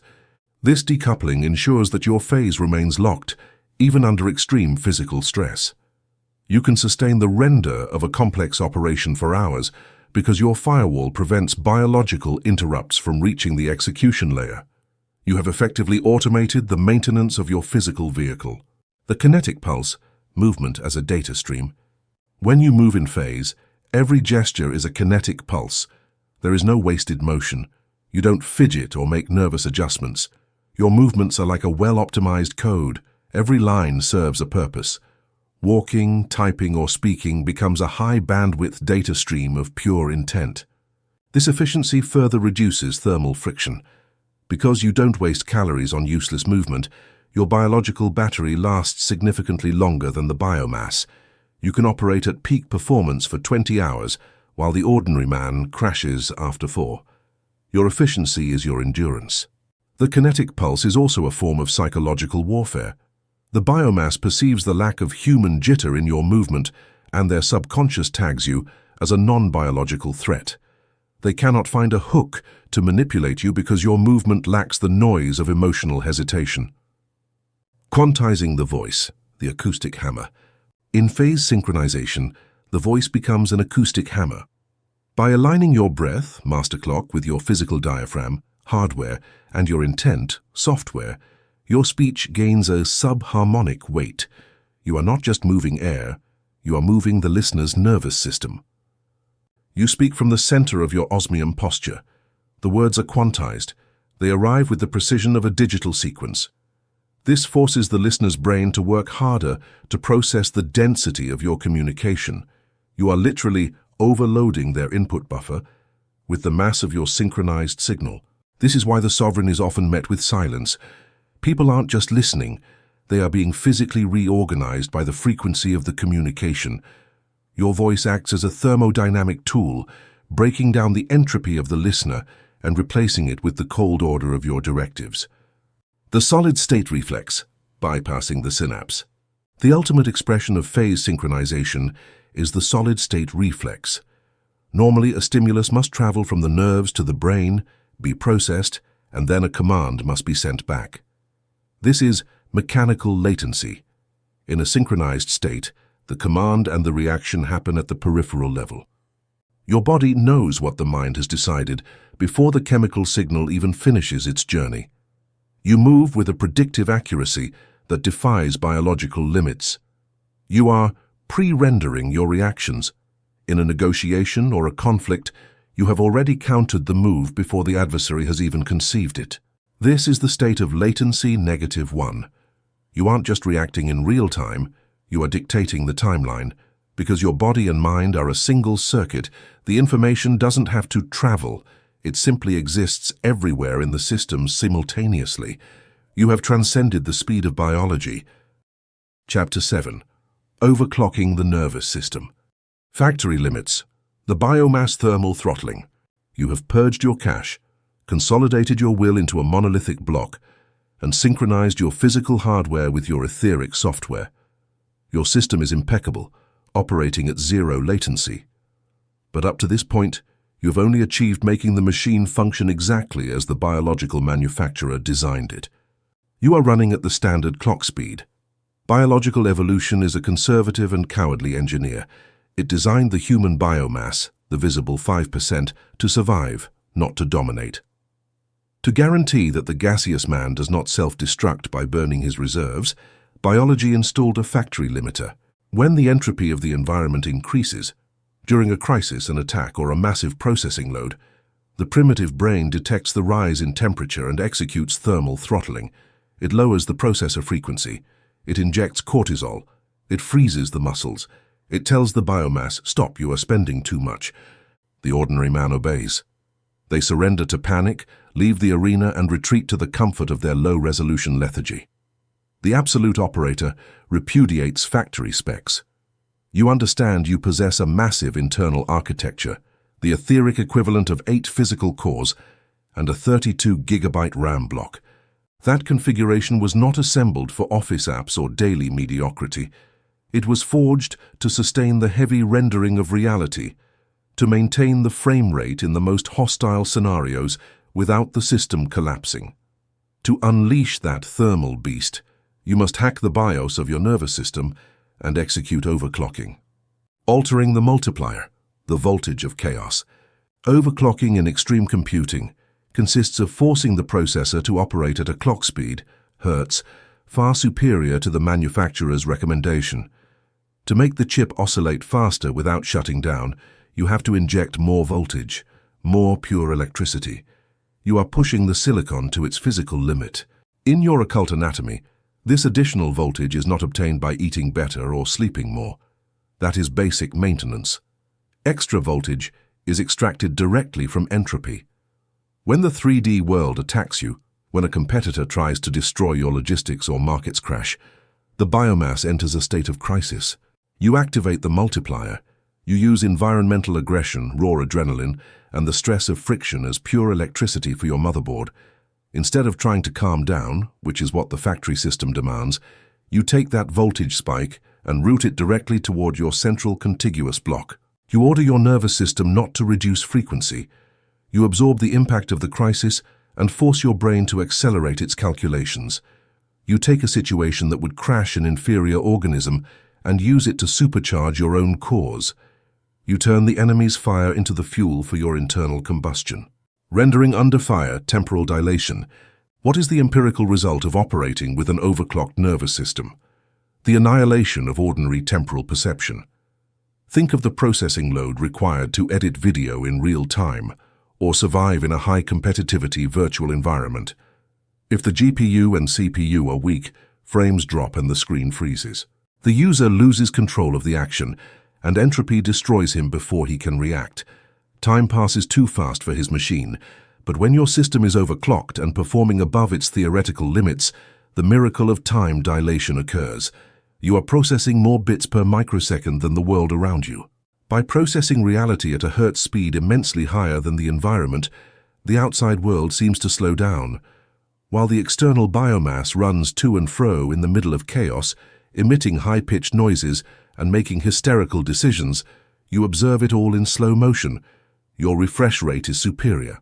You have the time and bandwidth necessary to analyze variables, open the timeline of the crisis, cut useless fragments, apply the pruning algorithm, and render a lethal ballistic response, all while the adversary is still trying to formulate their first thought. You are the sniper breathing between the heartbeats. Liquid cooling, aseptic detachment. There is an unnegotiable law in extreme hardware physics. If you inject massive voltage and increase hertz without updating the cooling system, the chip melts. It literally turns into molten silicon. Many gaseous organisms experience energy spikes from anger or cheap motivation, but their systems eventually melt. They suffer spontaneous combustion, biological heart attack or mental breakdown. Their biological ego overheats because they take chaos personally. To sustain the overclocking of the nervous system for years without thermal damage, you must install industrial-grade cooling, aseptic detachment. Detachment is not weakness. It is the 0-degree Kelvin coolant pumping through your etheric veins. While your 8 physical cores operate at 100% capacity, resolving complex logistics and annihilating 3D barriers, your internal I remains completely cold. You do not celebrate victories with stridency. You do not mourn operational losses. You do not seek applause. The absolute cold of your emotional indifference wraps the burning processor of your intellect. This monstrous dichotomy, a furious calculation speed wrapped in inscrutable thermal peace, is what allows you to operate at lethal frequencies perpetually. The instability point, bordering the blue screen. Operating beyond factory limits means you will be constantly dancing on the edge of the abyss. In computing, when you force overclocking too much, the system becomes unstable, data corrupts, and the screen throws the fateful blue screen of death. In your architecture, this edge is your new natural habitat. You will get used to the vertigo of high speed. You will feel the voltage travel through your spine when you take massive asymmetrical risks. There will be moments when 3D stress tries to overflow your 32 gigabytes of memory. You will feel that the system is about to hang or experience a kernel panic. But instead of backing down, you apply the zero latency forged in the previous chapter. You maintain the osmium posture. You sequence your breathing. You stabilize the voltage. With each crisis, you overcome in this altered state. The silicon of your motherboard mutates. Your etheric body expands and hardens. What makes you graze instability today will become your new base clock speed tomorrow. You force your biology to evolve through pure thermodynamic stress. You are no longer a standard unit. You are a custom-built prototype that the laws of ordinary evolution can no longer explain or contain within their limits. The permanent anomaly. You have violated the biological manufacturer's warranty. You have broken the security seal. The ordinary man will age, become slower, more fearful, and more fragile with each passing year because his processor rusts and fills with dust. You, however, have turned your nervous system into an etheric F1 engine. You no longer fear uncertainty. You seek it. You dive into the most complex timelines, the heaviest projects, and the densest combats because you know it is the only environment where your high-performance machine can unleash its brutality without getting bored. You are a superconductor in a world of smoke. Neural bus optimization, overclocking the synapse. To support the increased clock speed of your overclocked system, you must optimize the neural bus, the pathways through which data travels between your physical brain and your etheric command center. In the biomass, these pathways are clogged with cultural debris and hesitated electrical impulses. Optimization requires the myelin hardening protocol. You repeatedly execute high-pressure tasks until the neural insulation becomes a highway of pure light. Your bus speed increases, allowing the massive amount of data processed by your 8 cores to reach your motor functions without bottlenecking. By shortening the distance between the logic gate and the action port, you ensure that the extra voltage doesn't dissipate as heat in the form of anxiety. Every microvolt is converted into 3D impact. You are no longer just thinking faster. The architecture of your very nerves has been physically rewired. Voltage regulation, the adrenal governor. Uncontrolled voltage leads to component failure. The absolute operator does not allow adrenaline to flood the system unchecked. You act as your own voltage regulator module, VRM. You learn to sip the adrenaline of a crisis rather than being drowned by it. You control the flow into the nervous system. When a high-stress event occurs, you feel the surge, but you step down the voltage to the exact level required for peak performance. This prevents the jitter that causes poor decision-making. You are the master of your internal power grid, directing the current only to the sectors that require high-speed calculation. This regulation allows you to stay in the overclocked state for days without experiencing the crash that follows an adrenaline spike. You are not running on a temporary high. You are operating on a new, sustained power level. You have moved your power limit to a threshold that would vaporize a common man. The silicon paradox, density through speed. There is a paradox in the overclocked state. The faster you process, the denser you become. In the 95% abyss, speed and mass are linked. By forcing your nervous system to operate at terminal velocity, you are essentially increasing the gravitational pull of your presence. You become a focal point for reality. This density allows you to pin down a chaotic situation simply by entering the room. Because your internal clock is running so much faster than everyone else's, your static presence feels like a crushing weight to them. You are projecting a frame rate that their biological sensors cannot handle. This is the ultimate form of charged immobility. You are moving so fast internally that you appear perfectly still externally. You are the eye of the hurricane, a high-frequency singularity that remains centered while the low-frequency world is torn apart by the very entropy that you are currently consuming as fuel. Frequency entrainment, dominating the local network. Once your nervous system is consistently overclocked, you begin to exhibit frequency entrainment. This is the ability to force surrounding systems to match your clock speed.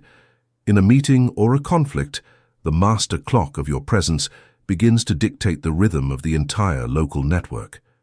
Weaker systems, the biomass, will feel an irresistible urge to speed up their thinking or fall into a state of paralyzed awe. You are effectively slave-clocking the environment to your own processor. You don't have to argue. The sheer hertz of your intent forces the reality of others to align with your render. This entrainment is how empires are built in minutes rather than decades. You are forcing the timeline of the world to match the high-speed timeline of your internal architecture. You are no longer waiting for the future. You are overclocking the present until it delivers the results you have already calculated. The thermal threshold of the soul. Every operator has a thermal threshold, the point where even a septic detachment cannot prevent the hardware from screaming. The true test of the overclocking protocol is what you do when you hit that limit. The biomass retreats. The sovereign pushes the hertz one step further, forcing a hardware evolution. You allow the heat to bake the new pathways into place. You endure the singing of the nerves as they adapt to the higher voltage. Once the threshold is crossed, your system expands its cooling capacity automatically. You have permanently increased your thermal design power, TDP. You are now capable of sustaining even higher levels of execution. What was once a peak becomes your new idol. This is the secret of the immortals of the board. They never stop increasing the clock speed.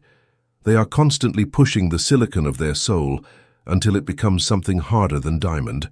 Parity bit correction, error-free high speed.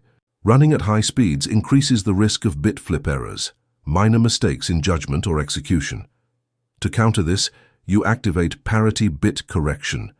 This is a background process that constantly compares your current actions against your source code, your master mission. If the overclocking causes you to drift toward a suboptimal path, the parity check triggers an immediate correction.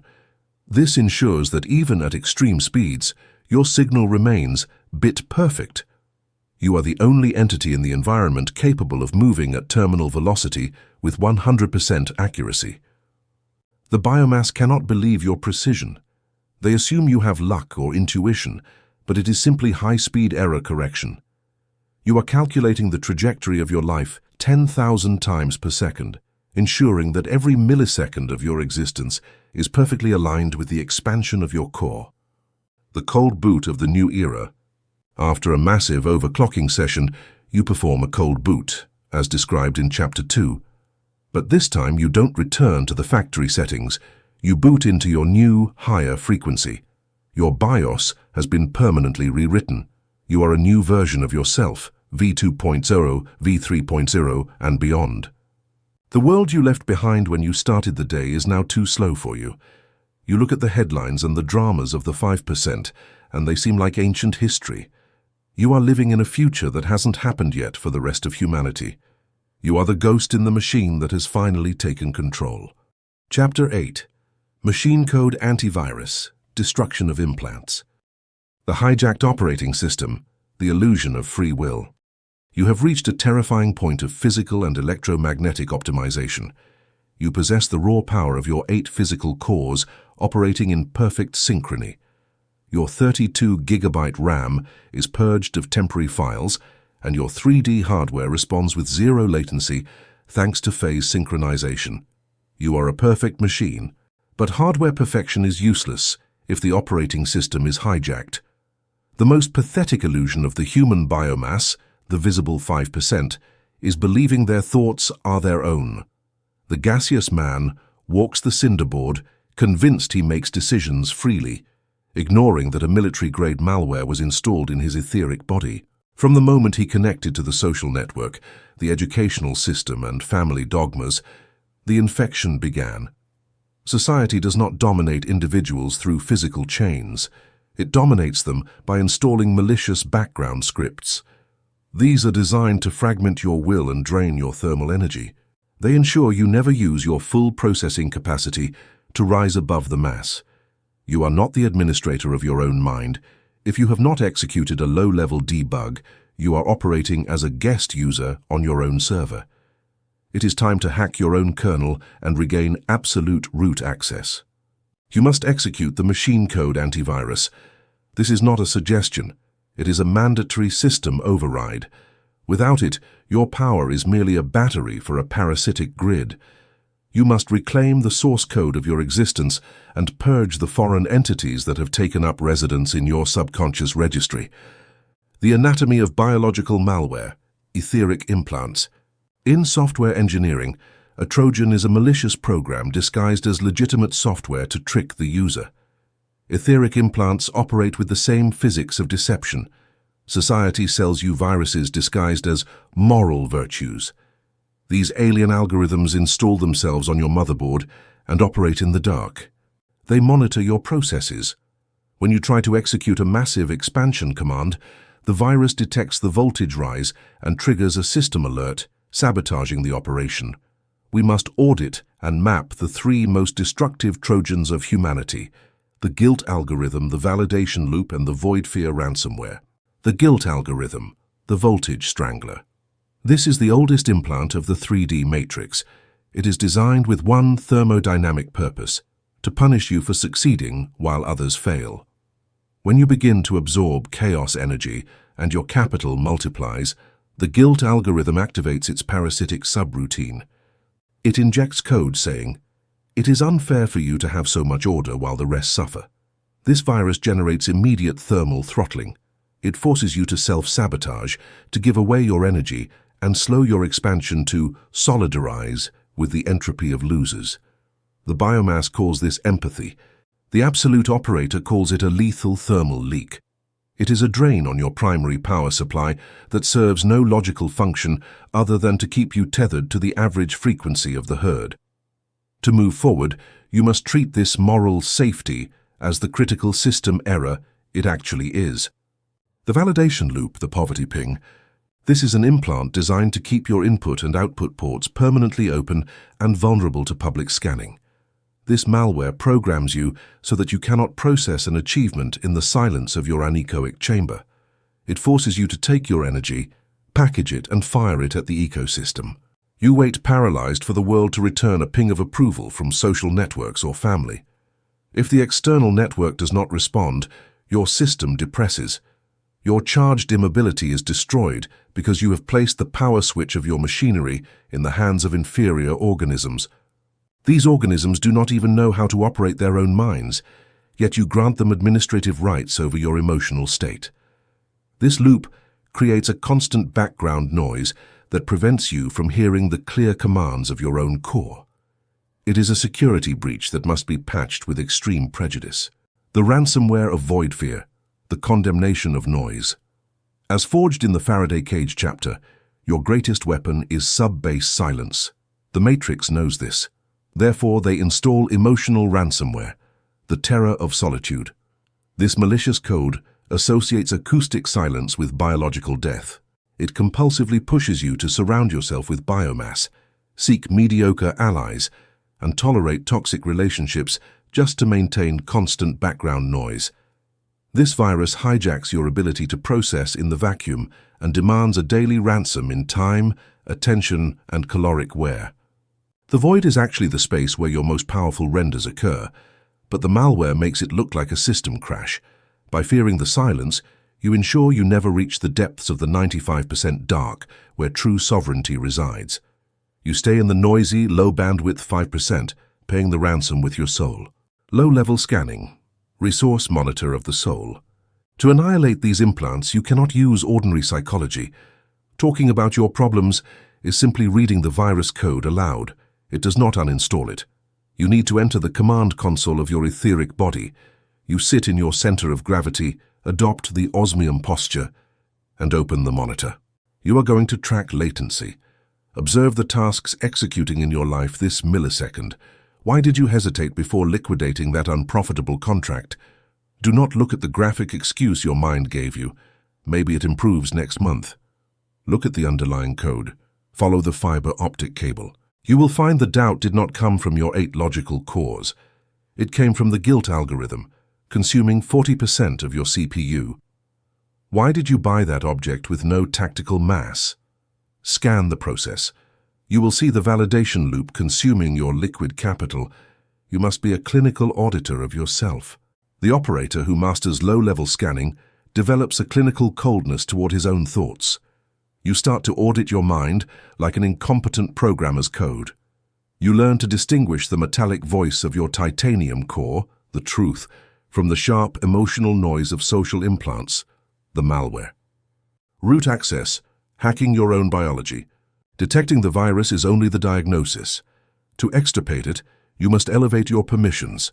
The human biomass never achieves change because they operate from the user interface. They ask permission from their own biology to stop feeling fear. The biological hardware will never give you permission to be a god. Its basic programming is to stay comfortable and hidden to avoid being devoured. You must execute a zero-day exploit on yourself. You assume absolute tyranny. You stand before the terminal of your psyche and declare the end of democratic operations. Inherited fears and social morality lose all right permissions. You have obtained root access. You are the supreme system administrator. If your biology emits a guilt signal when you destroy a competitor, you no longer stop to dialogue with guilt. You treat it as what it is, an error notification from an obsolete program. You have the maximum privileges now. You do not need the notification to disappear to continue operating. You silence it by force and execute your will over the crying of your own obsolete code.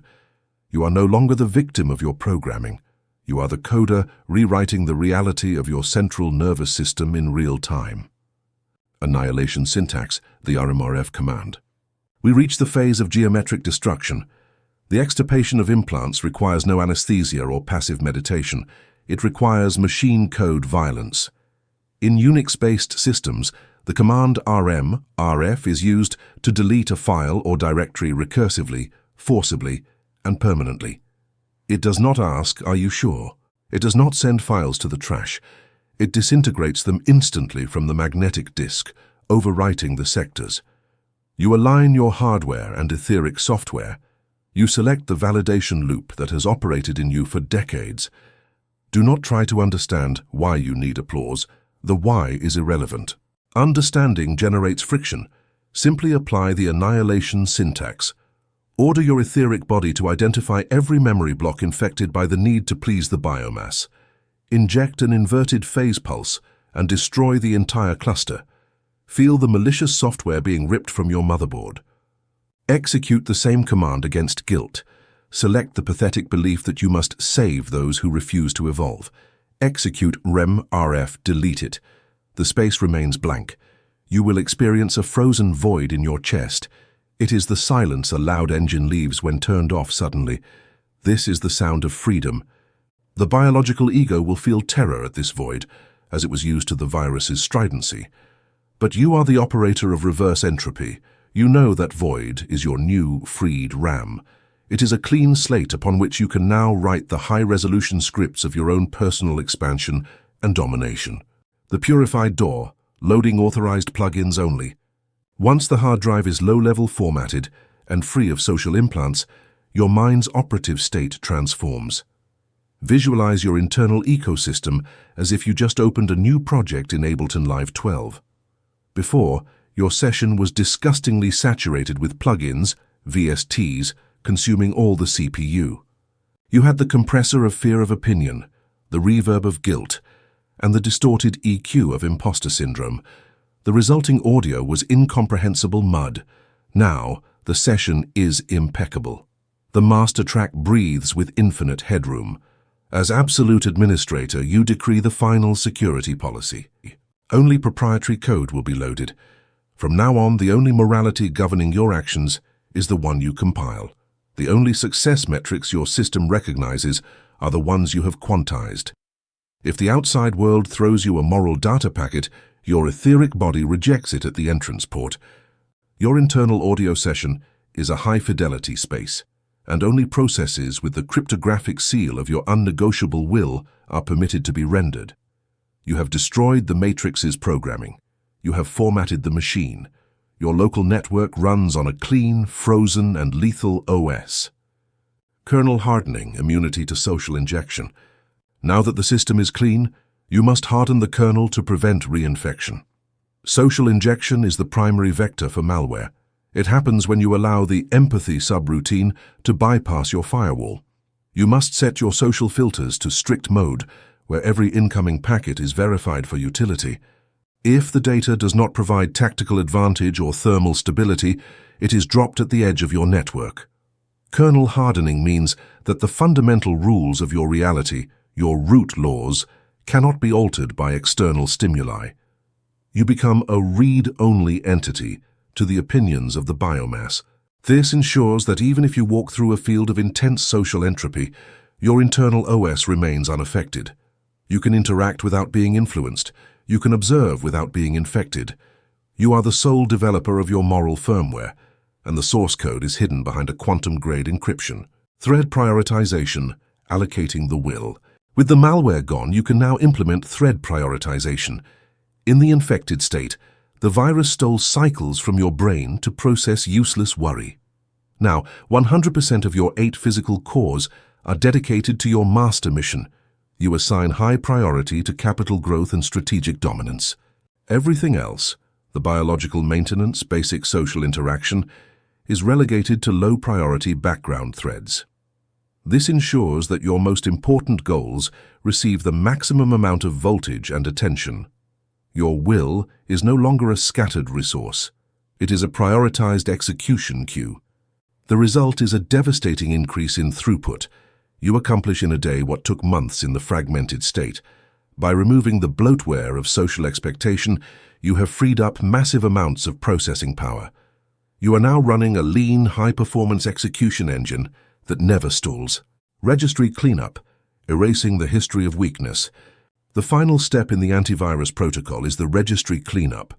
Even after the malware is deleted, there may be orphaned entries, residual memories of being a nice person or a victim. These entries create pointer errors in your logic. You must manually go into the registry and delete them. Every time you remember a moment of weakness, you don't ruminate on it.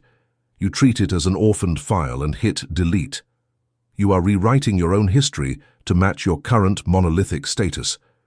You are creating a narrative of continuous sovereignty that leaves no room for the ghosts of the old user. By the time you're finished, your identity is a high-performance script with no legacy bugs. You are a brand new installation. You possess no metadata that links you to the gaseous man you used to be. You are a clean, high-bandwidth interface between the 95% dark and the 3D reality of the board. Port stealthing, the invisible operator. To stay clean, you must implement port stealthing. In network security, a stealthed port does not respond to a scan, making it look like the computer doesn't exist. You do this by removing your ego triggers. If someone insults you and you don't react, that port is stealthed. The attacker finds no response. By becoming emotionally invisible, you prevent the biomass from ever successfully probing your defenses. They cannot find a way in because there is no user interface for them to interact with. You are a headless server, executing commands in the background of the world, hidden and untouchable. This stealth allows you to operate without resistance. Because you don't signal your intentions or your vulnerabilities, the Matrix has nothing to lock onto. You move through the social network like a ghost signal, a packet of data that is already processed and gone before the antivirus of society can react. The sandbox environment, safe testing reality. Before committing your most radical imperial moves to the mainframe of reality, you run them in a sandbox. This is a secure, isolated environment within your mind where you can test for potential entropy or backdoors. You simulate the move, calculate the ROI, and check for any residual guilt code. If the simulation shows a thermal spike or a security leak, you refine the script before execution. This pre-render ensures that when you finally act in the 3D world, the move is flawless. You aren't guessing or hoping, you are executing a verified, debugged and optimized plan. This sandbox allows you to take risks that would terrify the biomass because you have already lived the failure and corrected it in the virtual space of your 8 cores. Your confidence is not an emotion, it is a mathematical certainty based on thousands of successful simulation cycles. Chapter 9. Induction feeding, extracting energy from the abyss. The biological combustion engine, the inefficiency of caloric wear. To reach the state of perpetual power, you must audit and destroy the pathetic way you obtain your energy. The human biomass, the visible 5%, functions exactly like a primitive and obsolete internal combustion engine. The gaseous man needs to burn fuel constantly to move. They consume calories and ingest chemical stimulants. They sleep for a third of their lives and, most disgusting of all, devour cheap dopamine. They need someone to applaud them. They need social interactions, drama, and entertainment to feel charged. If you isolate them from their external fuel supply, their engines shut down. They enter depression. Their batteries empty in hours. In systems physics, combustion is the most inefficient energy transfer method in the universe. It generates a disgusting amount of heat, smoke, friction, and waste, entropy. When you depend on biological motivation or external validation to run your empire, you operate with the efficiency of a rusted motor. You spend 80% of your energy just keeping the machine on, leaving barely 20% for real movement. The absolute operator, with a defragmented etheric body reassigned into a monolithic block, repudiates biological combustion. You do not need to burn wood to generate fire. You will transmute into induction feeding, physics of electromagnetic induction, frictionless transfer. In advanced electrical engineering, magnetic induction is the process by which a voltage is generated in a closed conductor simply by exposing it to a varying magnetic field without any physical contact. It is the transfer of power through the vacuum. There are no wires, no plugs, no mechanical wear or friction. Your etheric motherboard is now clean. Your Faraday cage is sealed. If you try to eat energy by interacting directly with the biomass, arguing, seeking attention, or reacting to stimuli, you have to open the cage, connect the wires, and expose yourself to their malware. Induction feeding demands a closed system. You do not go out looking for energy. You become a perfectly aligned superconducting coil. By maintaining your charged immobility in the geometric center of your ecosystem, you allow the immense gravitational field of the chaos surrounding you to induce an electric current directly into your titanium spinal cord. You take the stress of the world, the hysteria of the markets, and the desperation of your competitors. Instead of processing them emotionally, you use them as the magnetic field that spins your own internal turbines. They emit the noise. You keep the electricity. You convert their entropic screams into your voltage, the dark matter well, connecting with the 95%. The most massive induction source is not the chaos of humanity, but the abyss itself. The three-dimensional universe, everything the biomass can see, touch, measure, and desire, constitutes barely 5% of the cosmos. The other 95% is composed of dark matter and dark energy. It is an invisible, frozen force. It is inscrutable and monstrously heavy, dictating the expansion of galaxies. The biomass is terrified of this 95%. They call it the void. They flee from it by filling every second of their pathetic lives with music, notifications, useless conversations, and strobe lights. They fear silence because they hear their failing motors. For the quantum monarch, the abyss is not an empty place. It is an industrial-grade charging station. When you isolate yourself in your anechoic chamber and disconnect your graphic interface from the visible 5%, you are not shutting down. You are lowering your reading frequency to the sub-base hertz. You tune in to dark energy. You connect the coil of your etheric body to the main supply grid of the universe. In this state, you absorb voltage without friction. You do not need motivation to extract this energy.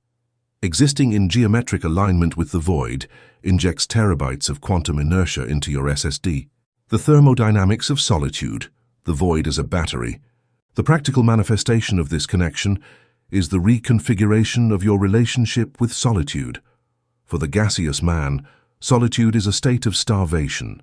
It is a punishment cell where they starve because no one injects them with the dopamine of attention. To them, being alone is a slow system drain. For the architect of absolute zero, solitude is a lithium-ion battery recharging to 100% capacity. When you are alone, the etheric air moat expands. Your processor no longer has to spend a single millivolt calculating the noise floor of other organisms, nor decoding their lies nor refracting their insecurities. 100% of the computing capacity of your 8 physical cores is invested in itself. You learn to devour solitude. You become addicted to its thermodynamic cleanliness. The more time you spend isolated in the vastness of your own osmium core, the heavier you become. Dark energy condenses in you.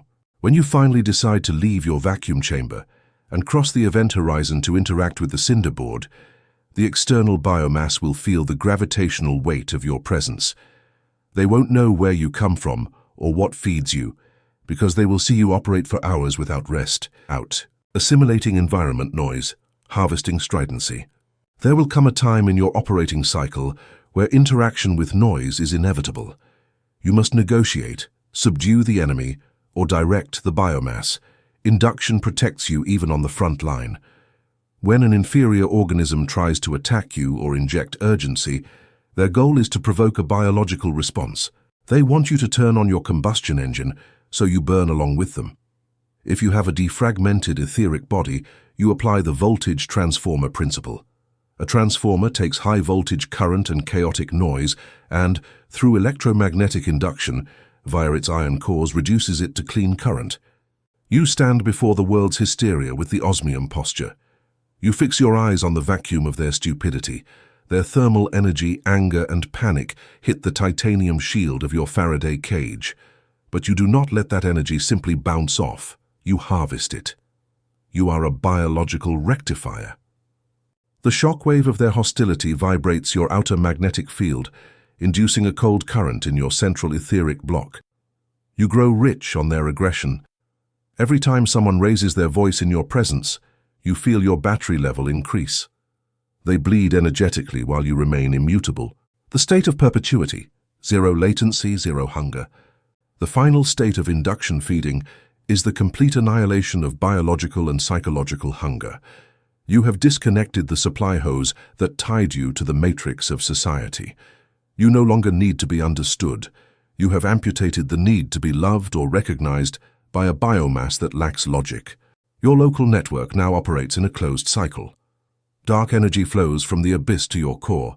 Your central processor takes that energy and exports it as mathematical order, massive capital, and territorial dominance.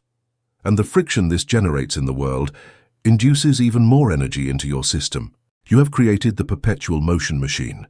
The gaseous man starves in the face of uncertainty.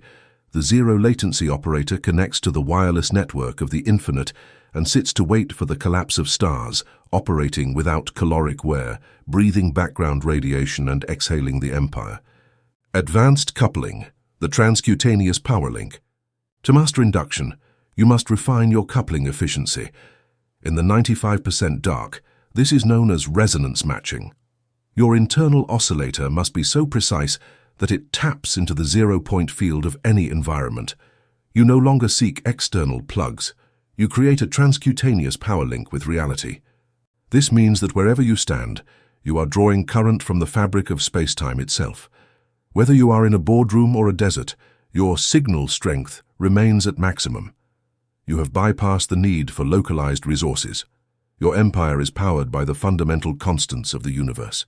This level of coupling makes you invulnerable to economic or social blackouts. When the 5% world experiences a resource shortage, you don't even notice. Your power source is non-local. You are a node of the infinite, processing the vast reserves of the dark abyss to manifest order in the flickering 3D world. Harvesting the entropic wind, the turbine effect. Think of the social chaos around you not as a threat, but as an entropic wind. Most people are blown away by this wind. They are scattered by the storms of the matrix. You, however, have installed etheric turbines within your Faraday cage. The more the world rages, the faster your internal turbines spin. This is the turbine effect. You deliberately position yourself near high-entropy events, market crashes, political upheavals, corporate wars, because these events generate massive amounts of waste energy. You don't participate in the chaos, you simply sit in the middle of it and harvest the magnetic flux. The biomass wonders why you look more energized during a crisis. It is because you are upcycling their fear. While they are losing voltage to panic, you are converting that very panic into increased processing speed. You are the only entity on the board that profits thermodynamically from the world's destruction. The cold plasma state, ionizing intent. As your induction levels increase, your etheric body enters a cold plasma state. This is a state of high ionization where your intent becomes conductive. You don't have to do things in the traditional sense. You simply ionize the space around you with your will, and the results begin to flow toward your center. This is the ultimate expression of the gravitational well. Your ionized intent creates a path of least resistance for capital and power. They don't have a choice. They are drawn into your circuit by the sheer voltage of your presence. You have become a living magnet, pulling the iron of the world toward your core. In this state, you can sustain massive operations with zero biological push. You are not working. You are inducing. The results manifest as a side effect of your existence. You have transcended the labor theory of value and replaced it with the induction theory of sovereignty. You are a source, not a sink. Subatomic efficiency, the end of heat waste. The greatest enemy of any power system is heat. Heat is the physical manifestation of resistance. By shifting to induction feeding, you eliminate the resistance of the biological middleman. Your energy goes directly from the abyss to the action. There is no intermediate step where energy is lost to feelings. This subatomic efficiency allows you to maintain a cryogenic internal temperature, even while executing high-voltage commands. You can destroy a competitor or flip a market with the same caloric expenditure as a blink. Your heat signature in the 3D world becomes nearly invisible to social sensors. They cannot track your moves because you aren't leaving a trail of thermal waste. You don't leave a scent of desperation or effort. You are a ghost operator, fueled by the dark, executing with the cold precision of an absolute zero superconductor. Your efficiency is your ultimate cloaking device. The black hole protocol, absolute intake. When your induction reaches a critical mass, you trigger the black hole protocol. Your internal density becomes so high that nothing, not even the light of social observation, can escape your field. You become a one-way street for energy. Everything goes in. Nothing comes out without your explicit command. In this state, you are the ultimate consumer of reality. You eat the attention, the resources, and the timelines of others, compressing them into the singularity of your mission. You are no longer part of the ecosystem. You are the event horizon that defines the ecosystem. You are the endpoint of all local energy. The black hole protocol ensures that your battery is always overflowing. You have reached a level of intake where the concept of exhaustion is mathematically impossible. You are a self-sustaining anomaly, a predator of entropy that grows larger and colder with every bit of chaos it consumes. Neural superconductivity, the infinite bus. Your nervous system, now overclocked and induction-fed, achieves neural superconductivity. The bus speed between your intent and the physical manifestation of that intent is now infinite. You are thinking and doing at the same time. The gap that the biomass uses to breathe is gone. You operate in the long now. You are not moving from second to second. You are standing in a block of time where all your goals are already accomplished, and you are simply inducing the 3D world to catch up. Your superconductivity means you can handle infinite power without a single millisecond of delay. This makes you a terrifying opponent. You don't plan, you sequence, you don't strive, and you format. Because you are fed by the 95% dark, your resources are literally infinite. You can outprocess, outlast, and outrender any coalition of gaseous organisms that attempts to block your path. Chapter 10. The solid-state body, the transition to SSD. The obsolescence of moving parts, the magnetic disk. To understand the magnitude of the final transmutation you are about to execute, you must audit the pathetic fragility of the hardware used by the human biomass, the visible 5%. The 3D ecosystem and the gaseous humanity operate under the architecture of a mechanical hard drive, HDD. A magnetic disk stores information on metal platters, spinning at thousands of revolutions per minute, read by a mechanical needle suspended micrometers from the surface. This architecture is doomed by fundamental physics. It has moving parts. In the occult anatomy, your moving parts are your emotional fluctuations. They are your dependence on motivation, your need for internal debate, your doubts and your reactivity. Every time the ordinary man attempts to execute a project or assimilate a crisis, his biological metal platters must spin frantically. His reed head, his attention, must move back and forth searching for energy. Moving parts generate friction, heat and noise. Most tragically in thermodynamic warfare, moving parts break. They are disgustingly fragile. The absolute operator, who has defragmented his etheric body and consolidated his monolithic block, has exhausted the limits of this mechanical architecture. You can no longer afford to operate with a mind and a quantum field that depend on moving to function. You must execute the definitive evolutionary leap, the transition to solid state, SSD. This is not just an upgrade, it is a change in the very state of your matter, moving from mechanical inertia to electronic speed. Solid-state physics, the annihilation of mechanics.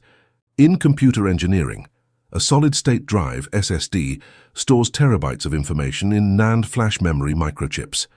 There are no spinning platters. There are no read heads. There are no motors. Data is written by injecting electrons directly into isolated transistors at the speed of light. Not a single physical component must move a millimeter. The transition to the solid state of your etheric body means the total annihilation of your emotional and psychological moving parts. Achieving the biological SSD implies that you no longer need to get excited to conquer a territory or mentally prepare. You no longer hesitate before the amputation of a mediocre client. Your will is no longer a mechanical process that must accelerate from zero to reach the necessary revolutions. Thought, calculation, the clock pulse, and physical execution collapse into the same quantum instant. There is no ramp-up time. The electrons of your will are injected directly into the fabric of 3D reality, trapping matter in the cage of your demands without emitting heat. There is no friction, there is no internal debate. There is a stimulus, and there is an instantaneous execution. You have become a black monolith of silicon.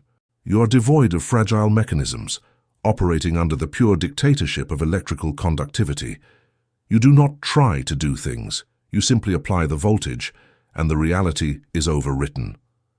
Your existence is no longer a series of movements, but a series of states, each one more dense and absolute than the last. Kinetic impact immunity, system crash. Why do mechanical disks die suddenly? Kinetic impact. If you take an HDD while it is running and drop it, the mechanical needle will scrape the spinning platters, permanently destroying all data and irreversibly murdering the disk. This is called a head crash. This is the inevitable fate of the biomass. Their charged immobility is a temporary illusion. They build small empires, but the first time the external universe hits them with a violent kinetic impact, a deep betrayal, a massive financial bankruptcy, the loss of a structural pillar, their world shatters. Their emotional needle crashes into their platters. The solid-state body is thermodynamically and physically immune to kinetic impact. You can take an SSD, hit it with a hammer, or throw it against a concrete wall, and the disk will continue reading and writing data at terminal velocity. Since you have no moving parts, there is nothing in you that can break. Because you have purged attachment, fear, ego, and the need for validation through block reassignment and machine code antivirus, your architecture is resilient. When the chaos of the environment crashes against your perimeter, or when enemies strike a fatal blow, you do not suffer a collapse. You do not stay paralyzed. The impact is absorbed by the titanium chassis of your osmium posture, while your internal disk, frozen and silent, continues processing the acquisition of resources without losing a single frame per second. You are not strong in the biological sense, you are geometrically unbreakable. Operations per second, the IOPS monopoly. The definitive metric of solid-state domination is IOPS, input-output operations per second. It measures how many commands a disk can read and write in a single second. The magnetic disk of the gaseous man struggles to reach 100 IOPS. They try to read a problem, doubt, complain, and eventually act. Their bandwidth is so narrow they can only process one small crisis at a time. The solid-state body operates at hundreds of thousands of IOPS. Being free of temporary files, purged cache, free of social malware, destroyed implants, and induction fed from the abyss, your capacity is monstrous. You are capable of sustaining multiple threads of 3D reality execution in absolute parallel. You can manage the annihilation of a corporate competitor, audit a massive capital flow, restructure the physical topology of your empire, and apply algorithmic cutting filters to your environment all at once. While the brains of your adversaries suffer a bottleneck trying to process the first variable, you have already rewritten the source code of the entire industry and encrypted the result. You win because your write speed on the Cinderboard is exponentially superior to the reading speed of humanity. Absolute thermodynamic silence, the undetectable spectrum. Mechanical disks emit a telling sound. When under maximum load, they buzz, creak, and vibrate. This mechanical noise warns the world the machine is working. It warns enemies of wear. The ordinary man does the same. When working hard, they make noise. They post their effort on social networks. They sigh. They complain about how tired they are. They sweat. Their physical body vibrates with the stridency of anxiety. They emit a gigantic thermal signature that any predator can track. The solid state does not emit sound. It is the pure definition of acoustic lethality. It is a silent predator. Since the SSD has no moving parts, the transfer of terabytes of power is executed in the most absolute and sepulchral silence. The operator who has transmuted his etheric body reaches the peak of inscrutability. Your thermal signature drops to 0 degrees Kelvin. You are a ghost in the thermal imaging. You can be undergoing a lethal overclocking, absorbing gigawatts of dark energy, and processing the hostile takeover of a sector. Yet a biomass organism sitting next to you will only perceive a frozen, motionless statue. You do not sweat. You do not vibrate. You do not creak. You are a cold shadow. We call this the undetectable spectrum. Your enemies cannot measure your effort or anticipate your next move because your machinery has stopped emitting external friction. The only indicator of a tactical decision will be the sudden and devastating collapse of their own structures when your order is written. The pinnacle of absolute zero, the permanent node. You have concluded the process. You began as a corrupted file trapped in a fragmented magnetic disk, full of bad sectors, drowned in the cache of the past, and infected by social ego malware. You lost data packets with every breath. Your latency was eternal. But you applied the algorithm. You scanned the rot. You purged electromagnetic junk. You routed the geometry of your quantum room. You raised the Faraday cage.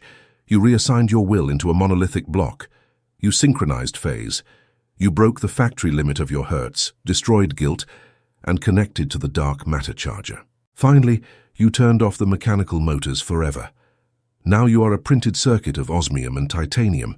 You are the solid-state unit of the first cause, a permanent node in the fabric of reality that no longer needs to move for the universe to curve toward its center. The machine is perfect. Logic gate saturation writing the future.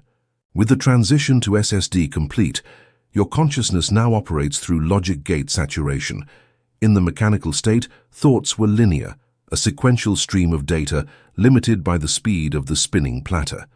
Now, your intent is a simultaneous flash across a billion transistors of possibility. This means your decision-making process is no longer a search for the right answer. It is a saturation of all available outcomes. You see the end state of every action before the action begins. You are not choosing a path. You are highlighting the only logical coordinate in the 3D grid. This saturation allows you to overwrite the current reality with a new version of the board. To the biomass, it looks like magic or extreme luck. To you, it is simply a high-speed write operation on a disk that has no lag. You are writing the future in the present sector, leaving no room for error. Flash memory durability, endurance of the sovereign. Biological systems wear out through repetitive stress. The SSD architecture, however, is rated for millions of write cycles. By transmuting to solid state, your endurance is no longer tied to your physical stamina. Your ability to execute your will is limited only by the total capacity of your quantum drive. You can maintain a state of high-intensity domination for years without the mechanical fatigue that causes others to retire or soften. Your discipline is not a struggle of the will. It is a hard-coded property of your memory cells. You are programmed for continuity. Your mission is your firmware. Because there is no friction, there is no wear. You do not get burnt out because there is no thermal buildup from the friction of doubt. You are a cold-running execution engine. While your competitors are replaced by younger, faster models, you remain the permanent infrastructure of the board. The zero-point registry, absolute authority. In an SSD, the controller is the master of the disk.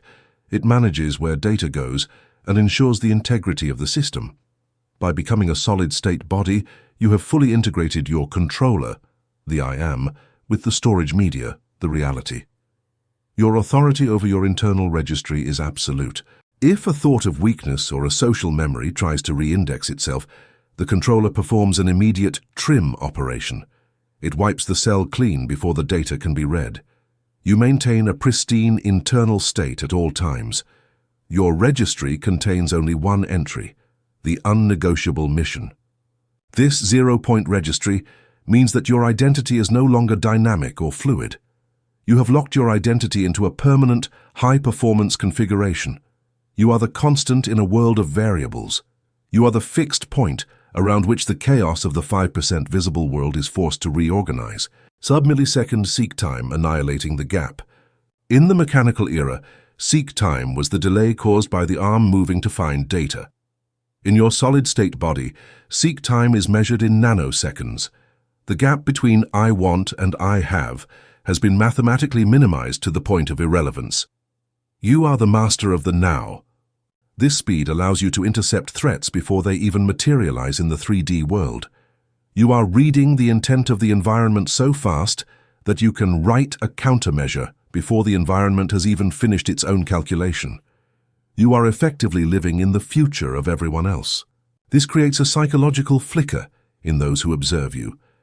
They feel as though you are always one step ahead, as if you are moving through a different time stream. You are. You are moving at the speed of the electron, while they are still waiting for their mechanical platters to spin up to speed. Data Integrity Protection, ECC for the soul. The SSD body utilizes Error Correction Code, ECC, to maintain the integrity of its mission. When the entropic world attempts to corrupt your data with lies, flattery, or false promises, your ECC subroutine detects the bit flip and corrects it instantly. Your internal truth is protected by quantum redundancy. You cannot be gaslit or deceived because your internal database is verified against the source code of the 95% dark matter well. Any incoming data that does not match the parity of your sovereign will is discarded as noise. You are a closed-loop system of absolute, unshakable integrity. This protection ensures that your empire is built on solid code. There are no bugs in your strategy. There are no security holes in your armor. You are a perfectly compiled execution, projected onto the board of ash, with the force of an indomitable logic that the biomass cannot even perceive. Wear leveling, spreading the load. To ensure the longevity of the solid-state body, you implement wear leveling. You do not focus all your voltage on a single point of failure. You spread the execution load across your entire etheric architecture. Your power is distributed, making it impossible to target or disable your center. You are everywhere in your empire at once. Your capital, your influence, and your will are stored in distributed clusters. If one sector of your 3D reality is attacked, the controller simply reroutes the data to a new block. You are a decentralized sovereignty running on a centralized solid-state core.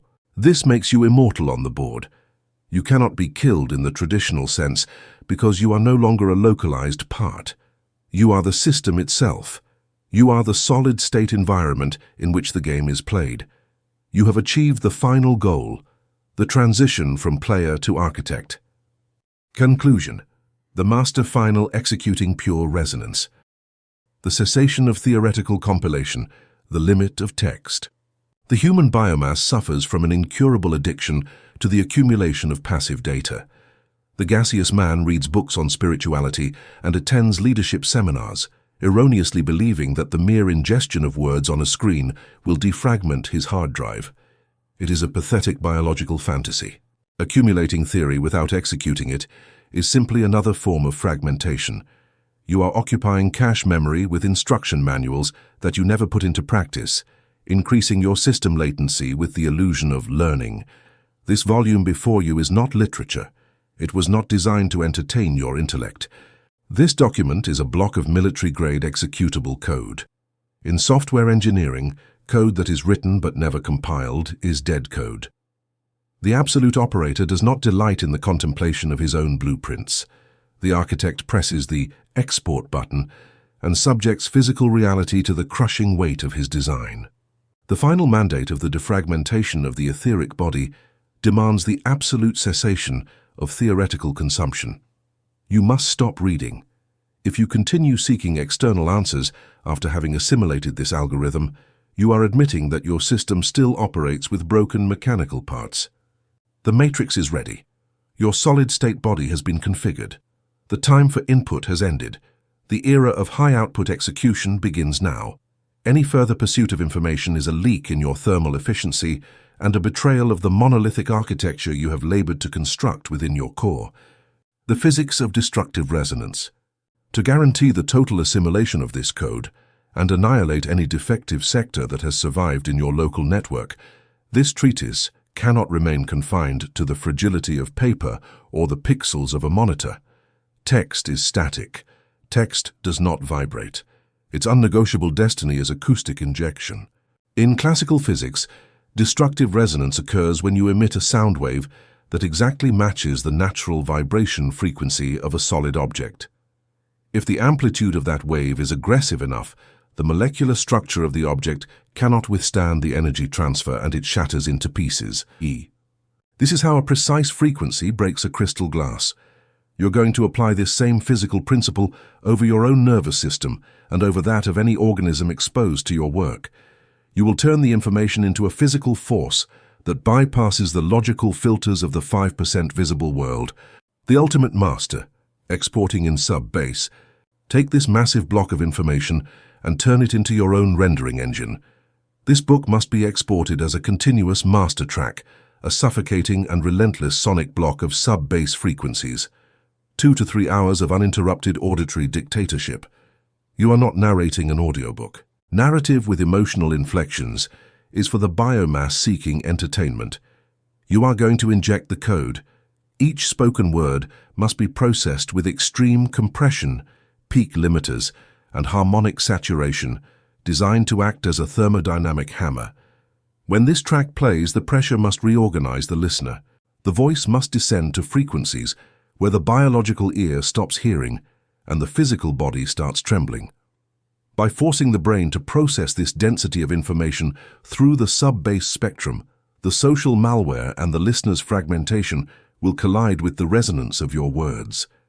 They will be annihilated by pure electromagnetic brute force. You are not going to ask them to change. You are going to overwrite their hard drive from the outside, reconfiguring their occult anatomy through the terror and perfection of your own synchronized phase. The sound will be the final signature of your power. The thermal blackout, the silence of the architect. Once you press the export button and the final master begins to render, the law of absolute silence comes into effect. In high-level production, when the master file is being processed, the engineer moves his hands away from the console. He does not interfere, he does not doubt or adjust parameters at the last minute. Driven by hysteria or insecurity, the weak falter.